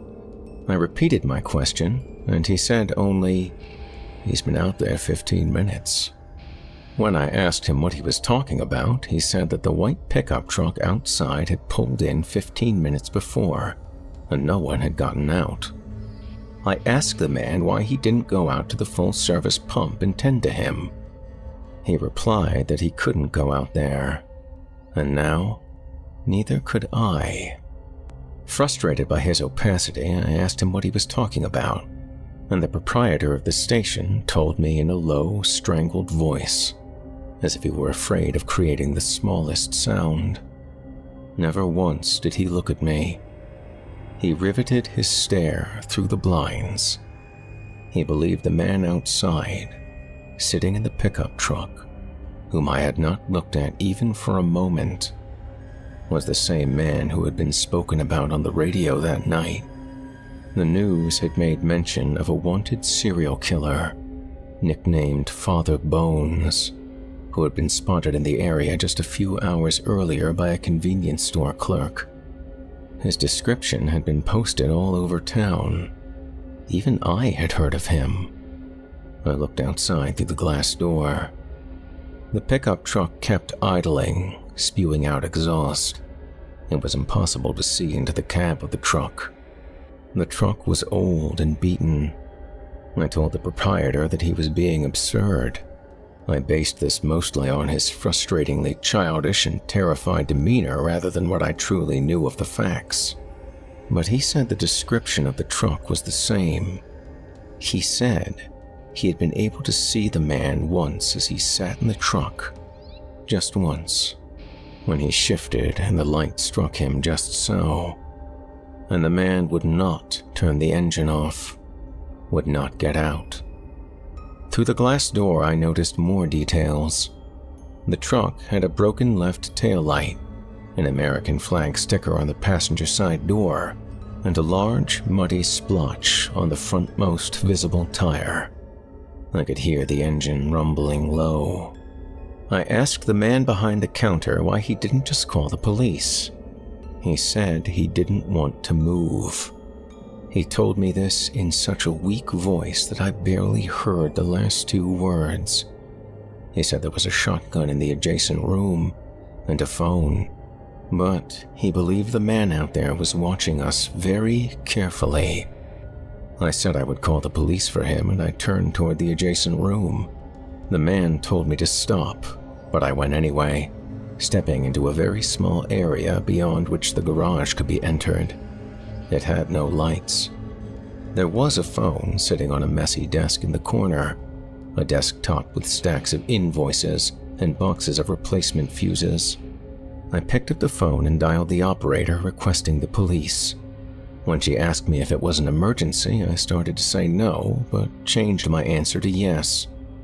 I turned to look into the front counter area, but could not see the owner from my angle. The line clicked, and I waited for someone to answer me. I had a better view of the pickup truck from where I was. The blinds on the window were so old that several of the slats had fallen off over time.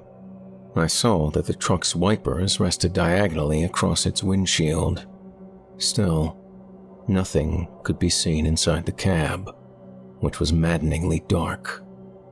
A policeman came on the line. I told him I was at an ARCO station on Vegasville Road in Belconson.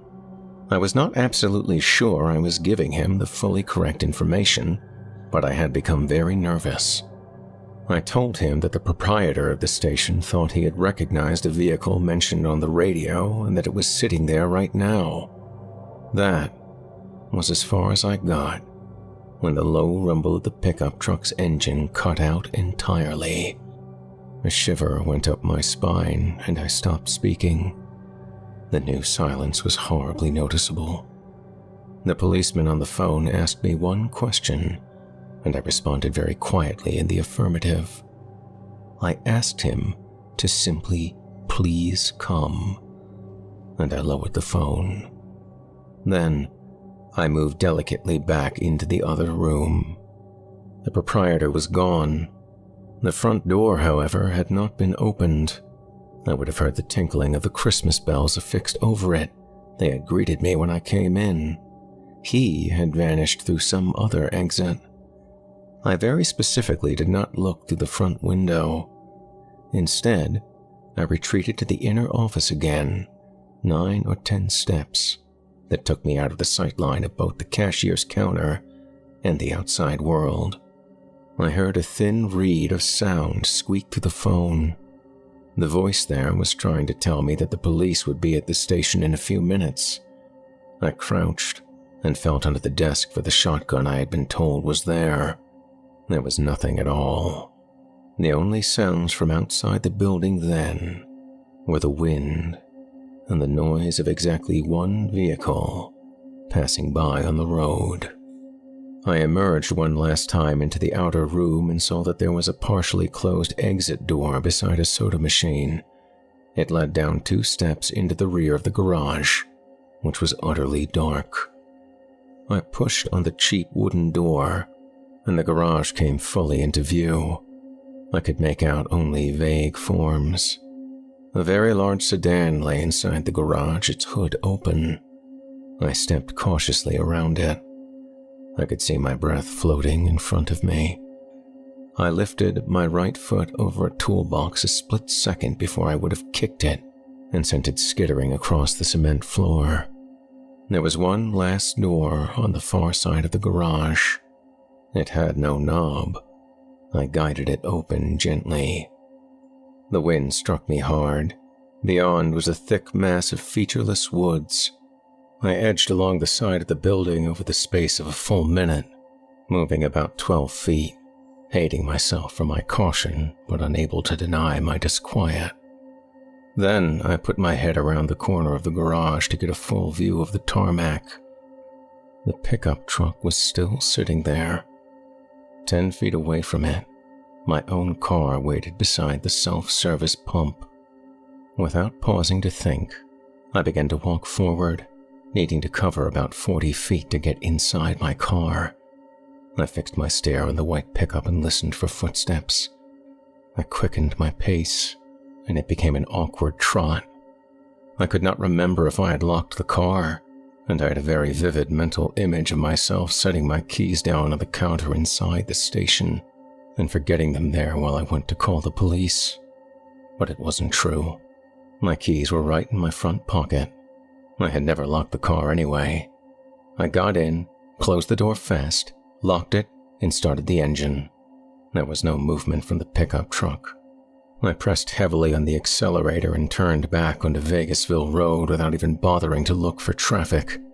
I kept the car at a rational 30 miles per hour as I left, looking constantly in the rearview mirror.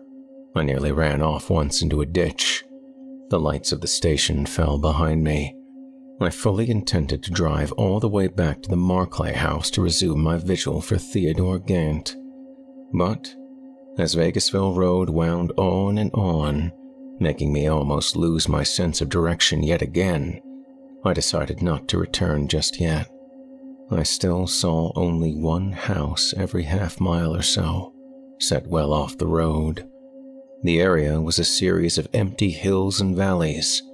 I pulled off about 15 minutes away from the station onto a long, winding driveway that led up to a dark farmhouse. I stopped just a few yards up the driveway, turned off the car, and sat, listening to the wind. I found myself unable to do anything but sit and wait. I knew I would have to return to the gas station at some point. I knew it. So, I would sit and let some time go by. The first car that passed by me on the road startled me quite badly. Its color was white, but it was not a pickup truck. It was a 2-mile journey. The only evidence of humanity I encountered on the way was the high beams of 2 passing cars. When I saw the lights of the Arco station approaching, I was both discouraged and frightened. There didn't seem to be anyone there at all. As I got closer, I saw that even the white pickup truck was gone. With an unpleasant feeling in my stomach, I crept onto the tarmac, cutting my headlights off. Something seemed very wrong. The police should have still been there. I stopped my car exactly where I had before. I told myself it was silly to feel frightened. I would go into the cashier's office and see if the proprietor was still there, and perhaps buy some coffee and a candy bar. Then, I would find out exactly what had happened. But the lights were out in the service building. I assumed then that the proprietor had gone home for the night, and I felt a sense of real relief. If he had come back to shut the lights off and gone home so quickly after speaking to the police, obviously there had never been any cause for alarm. It had probably been a misunderstanding, a case of mistaken identity. I stepped out onto the tarmac and closed the driver's side door. The wind gusted and slapped the empty husk of a bag of pretzels against my leg. I walked toward the building. The front door was ajar. I stopped and looked at the knob for some time. I was roused from my reverie only by the sound of a car going past. A Mustang doing about 60 miles per hour. I moved into the service building, listening for any movement. The heat had apparently been turned off as well. I couldn't see more than 8 or 10 feet in front of me. There were no signs of anything being amiss. The counter behind which the proprietor had sat was empty save for a stained memo calendar. I went into the adjacent room. Inside, there was one noticeable difference. I found myself unable to focus on anything else for what seemed like minutes. The cord to the telephone stretched from the base on the desk all the way up to the ceiling. A dangling, black, vertical rope. The receiver was hanging from a cardboard advertising mobile above. The receiver rotated gently, touched and guided by a thread of breeze that curled into the building from outside. I reached a hand out to touch the receiver. It was very cold. Then, from behind me, back in the cashier's area, there came a creaking sound. I turned. The sound might have come from as far away as the tarmac outside, or as close as the front door of the service building. It had been a footstep, or something brushing against a window. Through the window blinds, I could see a panel truck rolling past the station on Vegasville Road. The sound of it partially camouflaged a creak that was almost twice as prominent as the first one. I left the interior room, took a left turn at the counter, and pushed my way out of the building entirely. I felt an instant sense of relief when the wind struck me. I would simply get inside my car and never return. I took 1, 2, 3 steps toward my car, and I heard the creaking again, this time very, very close. My heart thudded inside my chest. I stopped after 3 more steps and looked at my car. The rear door closest to me was open. Just an inch, the barest inch. I narrowed in on that visible crack. I hurtled back through my memory to imagine a circumstance in which I may not have fully closed that door. The arc lights above shone down and made the windows of the car only darker, more impenetrable. As I watched, There was then an infinitesimal movement of the rear door. Gently, so as not to make any sound, it was shut from inside by a hand I could not see. There was a small metallic click as the metal components merged. I turned to run. I ran across the tarmac as fast as I could toward Vegasville Road. I did not look back. My feet pounded on the cement. In seconds, I was on the road and I kept going, running down the double yellow line into the darkness. I could not even pray for a car to come. My mind was a fog, and all I could hear was my own frantic breathing and my shoes hitting the pavement harder and harder. In seconds, the cold air was ripping at the insides of my lungs, and I knew I would soon have to collapse. But I did not. The fear kept me moving beyond my physical limits. When the lights of the gas station fell behind me entirely, I was in almost total darkness.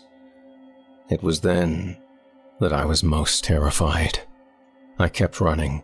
A spike of pain hit me in the chest and my breath began to come in shorter and shorter spurts. No cars came. The wind stung my eyes and my mouth was completely dry. Not even looking where I was running, I almost veered off the road entirely into the woods. I looked down, trying to locate the yellow line, and was unable. I kept running blind. I eventually slowed to almost a jog, utterly unable to go on when headlights washed over me from behind.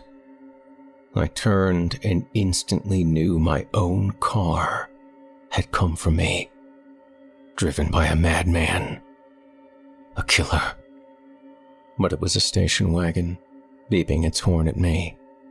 To avoid being crushed, I stumbled onto the shoulder as I turned and waved my hands frantically. The station wagon stopped 50 feet beyond me. I ran to it, and suddenly my legs went out from under me. I collapsed and my head hit the pavement, causing consciousness to leave me entirely. I was cursed with a terrible dream that I think I sunk into immediately after hitting the pavement. In it, I had been shot in my right leg with a thick wooden arrow, as if the little archer that Gloria Marclay had drawn back at her house had shot me. The arrow had buried itself just below my knee, and blood pulsated from the wound. Even so, I was chasing someone through the woods, a woman who would not listen to me when I called out for her to stop and help me. She merely ran forward. I was asking her where I was, and what the senseless string of letters that had been mysteriously etched onto my palm in Glory's room meant, and where the nearest hospital was. But she didn't answer. So I chased her. Wounded as I was faster than she. I caught up to her in an empty parking lot, crashing through a blizzard that unleashed itself overhead. And then I saw her face as she turned around to scream. It was the face of Glory Marclay's mother, but instead of apologizing for the mistake, I somehow reached down and ripped the arrow from my leg and thrust it into her chest, again and again, until she fell into the newly fallen snow.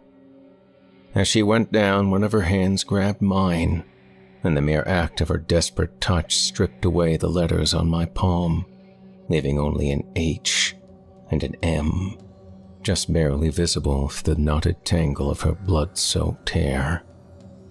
When I awoke, I was inside the station wagon that had almost run me down. For a moment, I had no idea why. Then, it came flooding back to me quickly. But the car was parked on the side of the road, a different road than where it had stopped for me. There was no one beside me in the driver's seat. I was alone. The dome light was on. I looked to my right, groggy, unable to focus for a moment. Outside the passenger side window, I saw a dense patch of woods off the shoulder. Looking forward through the windshield, I saw an unfamiliar country road. but immediately recognized a bullet-ridden speed limit sign that I had passed on my way down Route 41.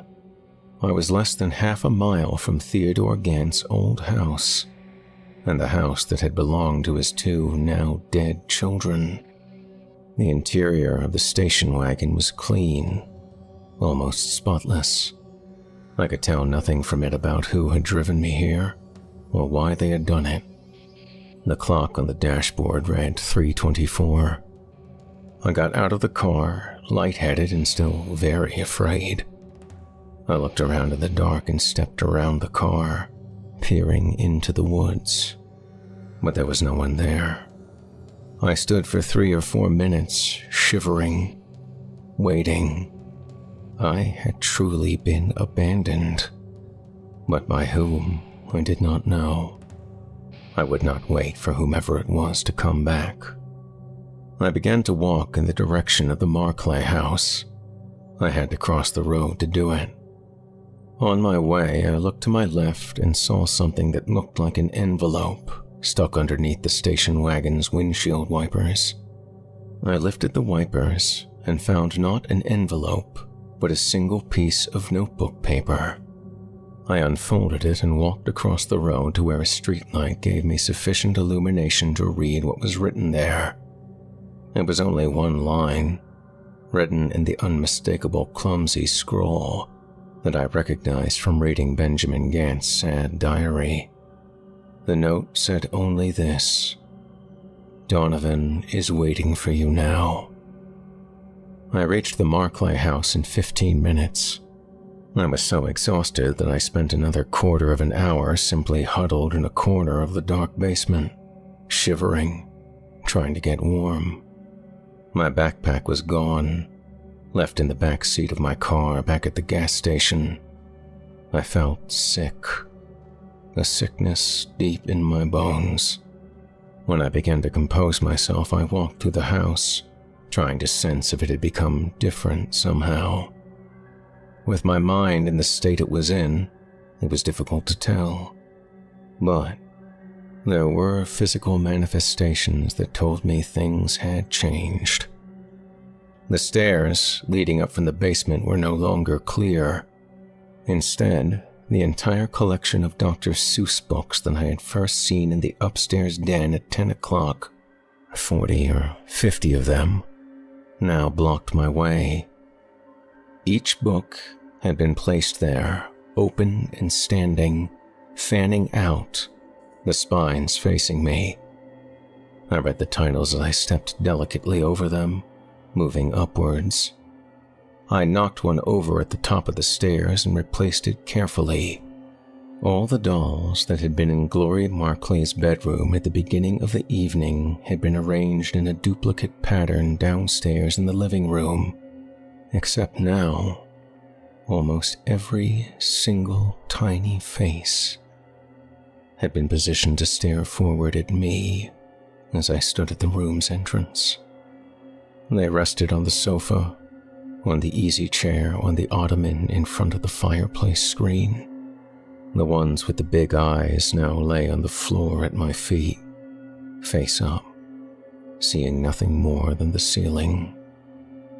Glory's drawing of the little Archer girl was no longer fastened to the refrigerator with a magnet.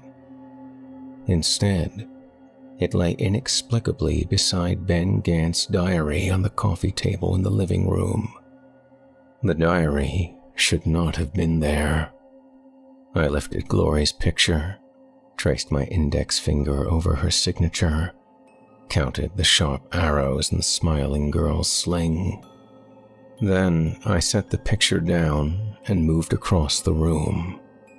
I needed badly to splash cold water on my face and swallow some of it down.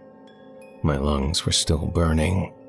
I felt shaky on my feet, groggy and emptied out, as if I were only a shell with no internal organs. My blood pulsed thickly in my temple. A low hum reverberated inside my head from back to front to back again. The best thing for me to have done was to leave the house immediately. In a weakened state, I was at risk. but there were only a couple of hours left before sunrise. I made my way into the bathroom on the main floor of the house and switched the light on. The overhead fluorescence made me wince. I scrubbed my face with the coldest water I could summon, then looked into the mirror to find that a vessel in my left eye had broken, and the cornea that stared back at me was almost entirely red. There was also a thin gash running from my left ear all the way to the fleshiest part of my cheek, a result of my fall to the pavement. I could not look at myself for very long. The overhead light went out with an echoing click, and a second later, the rest of the house went completely dark as well. I put a hand out to silence the faucet. Then, seeing a shadow of something besides my own face in the mirror, I turned slowly to look behind me. A small child's flower print dress clung to the rear wall of the bathroom. My night vision made it out perfectly, even down to the gentle curve of the tiny roses that were scattered in neat, linear patterns down the front. I recognized the dress from one of the many photographs of Glory Marclay spread throughout the house. As I watched, a thin trickle of murky blood peeked out from behind the ruffled collar, then slid downwards over the top 3 buttons, then down even farther, becoming a much thicker stream that quickly reached the end of the fabric and dripped down onto the toilet tank, striking it with dime-sized droplets. I turned away from that sight only when a maddening itch struck my left palm. There was something written on it again, in the same spiky charcoal letters as before, and I saw it was the fulfillment of the original string I had begun upstairs, where Glory Marclay had drawn horses and mountains and archers before she was stolen in the night. The new letters, wedged between and around the first, had been etched so firmly and deeply that my skin had nearly broken. I brought the palm closer to my face and made out the message, misinterpreting it once before it became completely clear. It said this: "Her mommy killed her." I turned the faucet on again and scrubbed my left palm with all the soap in the dish beside the sink, going at it so hard that it began to bleed. 1 minute later, the bathroom light came back on by itself. I left the bathroom and moved into the living room. Someone was waiting for me there. A man stood beside the coffee table, facing away from me. His hands were laced behind his back. He wore a clean white shirt and tan khaki pants. He turned when I stopped. Though the man was very young, his gaze was piercing even in the dark. He greeted me in a low voice and introduced himself as Donovan.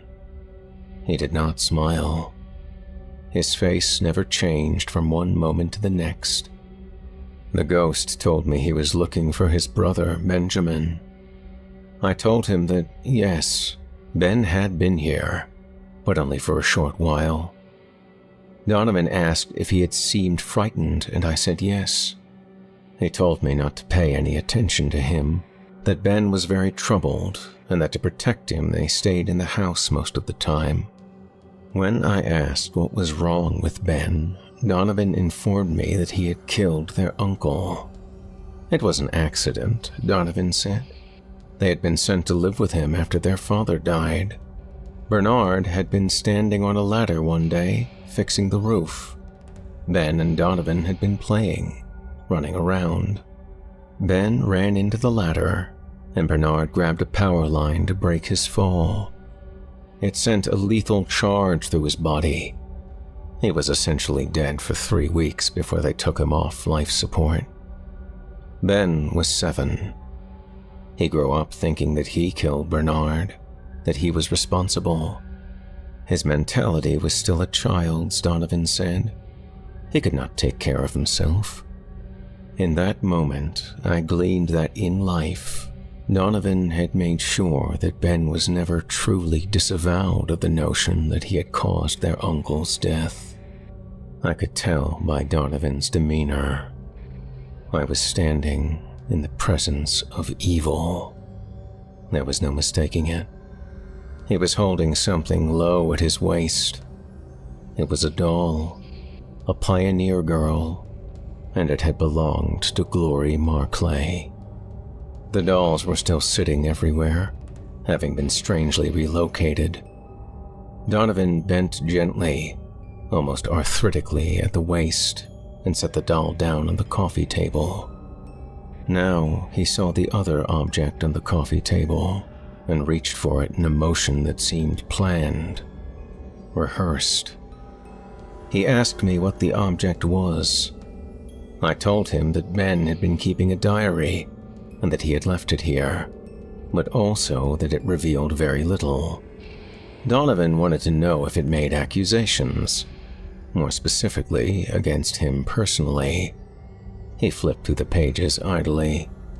I could no longer stand to be so far away. I had to see more detail of Donovan's face. I stepped toward the center of the room, and then I lied, telling him no, there were no accusations. Donovan closed his eyes and rubbed his forehead as if warding off a headache. He was confused, vexed, as to why Ben had left the house. It didn't make sense to him. He wanted me to give him an answer, but I would not do it. When Donovan spoke next, he craned his neck to an unnatural degree, not moving his shoulders even an inch, like a mannequin. He began to speak, softly and slowly, about his uncle. After Theodore Gant died, Donovan said Uncle Bernard had come into possession of many of the man's things that had been sealed away inside the basement that lay below our feet at that very moment. Bernard had been planning to use these things as evidence against Theodore in a court of law. I did not respond when Donovan asked me if I accepted this truth, so he went on. Bernard had found all of Theodore's old books, all his journals. Donovan told me that he himself knew that they were being kept, and he had read every word. Bernard always watched him. He didn't think Donovan should be around Ben. Donovan said he felt the old fool would have eventually killed him as he slept, all because he refused to condemn his father. Donovan asked me how he could have possibly condemned him when the man spoke so many truths. It appeared through an optical illusion that Donovan had gotten closer to me. Before, he had been standing directly in front of the coffee table. Now, he was almost 5 feet away from it. Donovan told me that Ben was delusional, that he had to be watched very carefully. Nothing he said could be believed. He saw things and heard things that were not real, and sometimes he was so convinced of these things that people around him became convinced of them as well. But Donovan assured me none of it was real. Then again, he asked me to tell him what the diary said. I reverted to a protective lie. I said I didn't remember. It was not possible for Donovan to physically hurt me. No spirit physically could. But I was deeply frightened of him all the same. Instead of paging through the diary to challenge my lie, he closed his eyes once more and lapsed into a quiet monologue, seeming to forget I was even in the room. All of us in the outside world, made him ill. He could not be expected to go on like this, with all this interference. It had begun with Bernard, who at first started claiming that it was really Donovan who killed him while he lay comatose in the hospital. He would wait until everyone was out of the room, and then accuse Donovan, telling him he'd be found out one day. And now, once in a while, there was someone like me, a stranger, who tried to get inside Ben's head, and there were more accusations. They even wanted to know about his father from time to time, and the girls they kept finding mutilated in a nearby riverbed. Tonight he had only gone to Parsonsburg, and only for an hour. Yet I had felt the need to open the door to Ben, and caused so much difficulty. A grandfather clock chimed somewhere, but there was no such clock anywhere in the house. I felt feverish and weak. My heart was thudding as it had back at the gas station. Donovan's ghost exhaled in a sickly rattle. As I watched, a deep cut on his chin produced 2 quick drops of blood. They fell to the floor and splashed silently on the carpet. He did feel better now than he had in some time, though, he told me in the dark. Maybe he could still live here, in the house. Without Ben, it was going to be much easier. After he said this, he became as inert as the paint on the wall behind his head, static and void. When I found the words to tell Donovan that I knew they were both dead and had been dead for years, he responded as a plate responds to a fork set beside it, with the changing of not a single molecule of his non-being. But after a while, he did begin to speak again, and he spoke longer than ever before. He spoke of his father's brilliance, a brilliance accumulated through those long-ago studies in the continent of Africa, and the resurrection rites he had discovered and had to fight for. It had all culminated in the sort of hand-to-hand combat his army unit might have been trained in. But for Theodore Gant, the goal had not been to take territory or defend his comrades. He had snuck into a small village under cover of darkness and butchered the 16 people who protected those valid rights whose worth was beyond imagination. Donovan's father had boiled the heads of the men and women and children he had decapitated. Donovan told me of the years it had taken to copy those rites by hand into books that would not fall apart and become dust, and of the cleverness it took to secret the books away inside this very house. The police had discovered them, of course, but Theodore Gant had written in a code known only to himself, and in the end, the police had put the books right back where they had been found. Donovan considered that honorable. He went on and on, telling me that the key that would open the tiny closet beside the basement furnace had been inside the house somewhere since 1973. He wasn't quite sure of the exact spot, but it was time to examine those rites, to go over them carefully, because he didn't want to be like he was anymore, a ghost without hands or body to do the work he had been born to do. He was thankful that I had appeared there tonight, thankful for the special channeling abilities that I held inside me. He could enter me in a whisper. When he said this, a hot marble uncoiled in my stomach like a heart attack sprung from below, and I saw that there was a danger for me in that room that I had not dared to imagine. Donovan told me that tonight was my last night on Earth as a seeker of ghosts, as anything at all. He was coming into me now. The marble inside me leapt up, expanded and exploded like the birth of a universe. It sucked me down into a place that had no definition. I stumbled backwards as a hideous, ripping pain engulfed me.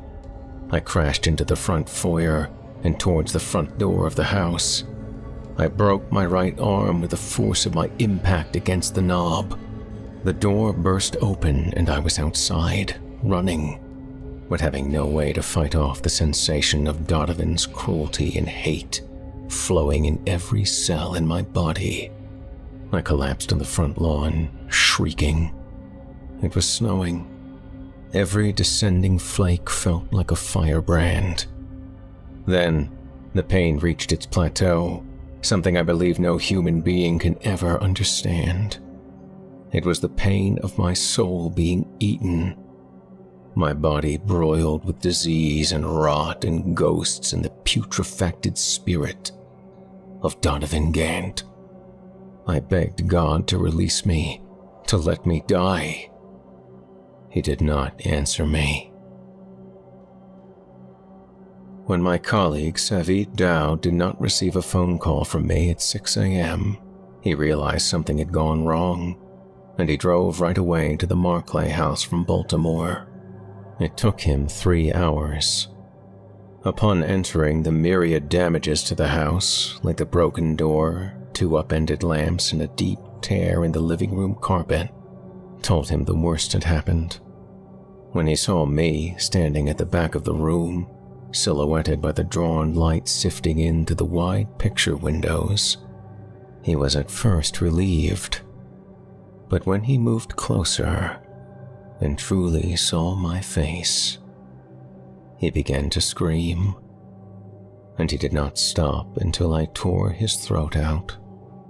Then Donovan began the process of making my body search for that key that would deliver the books he had been promised by his brilliant father. Books that had been unfairly denied him by monstrous humans who never understood him. Donovan Gant is no longer a ghost. It took him less than 7 weeks to accomplish full human form through his experiments with the information those books contained, in a language few outside the forests of Africa could possibly understand. During those 7 weeks, I felt myself killing a half-dozen innocent human beings and dumping their bodies in the woods despite the disadvantage of having a badly broken arm. I lived like an animal, completely at the mercy of the parasite's will. No one ever saw the things I did. I was cursed to watch every moment that my hands committed Donovan's atrocities, and was witness to his final act of witchcraft, the one that set him utterly free and left my broken body in the cemetery in which his own had been buried years before. The long possession left me partially blind and mortally afraid of the dark. I lost almost 40 pounds of body weight, and my left ring finger was almost severed in a death struggle with one of my victims. Ironically, Donovan was so sickly brilliant that I need have no worries about the crimes I involuntarily committed ever being discovered. I am alone and safe, and my one purpose in life now is to somehow recover enough of my health to find Donovan and end his awful existence before an untold number of others have to die. But every time the sun goes down and night falls, I find my focus wandering, and instead of collecting more and more information to find Donovan, I find myself just walking the streets of the city, feeling protected by the purple shadows that conceal me. I feel some peace then, and the tortured thoughts of what I've done cannot seem to find me. It is all I can do sometimes to stop myself from actively following the shapes of people I see passing by me. I must come up with some way to keep myself from going out into the dark. I have contacted 2 colleagues, told them what happened to Dowd, and begged them to come help me through this madness. They are due to arrive tonight at the decrepit hotel I find myself living in. I pray they find Aramis Churchton, a trusted psychic researcher, and not a ghoul beyond hope. One who cannot stop himself from pursuing the strange and wondrous music I sometimes hear calling me into the shadows of the night. It is the music of death and insanity, and sometimes it sounds so beautiful that I would surely slaughter anyone who dared come between me and its mysterious promise.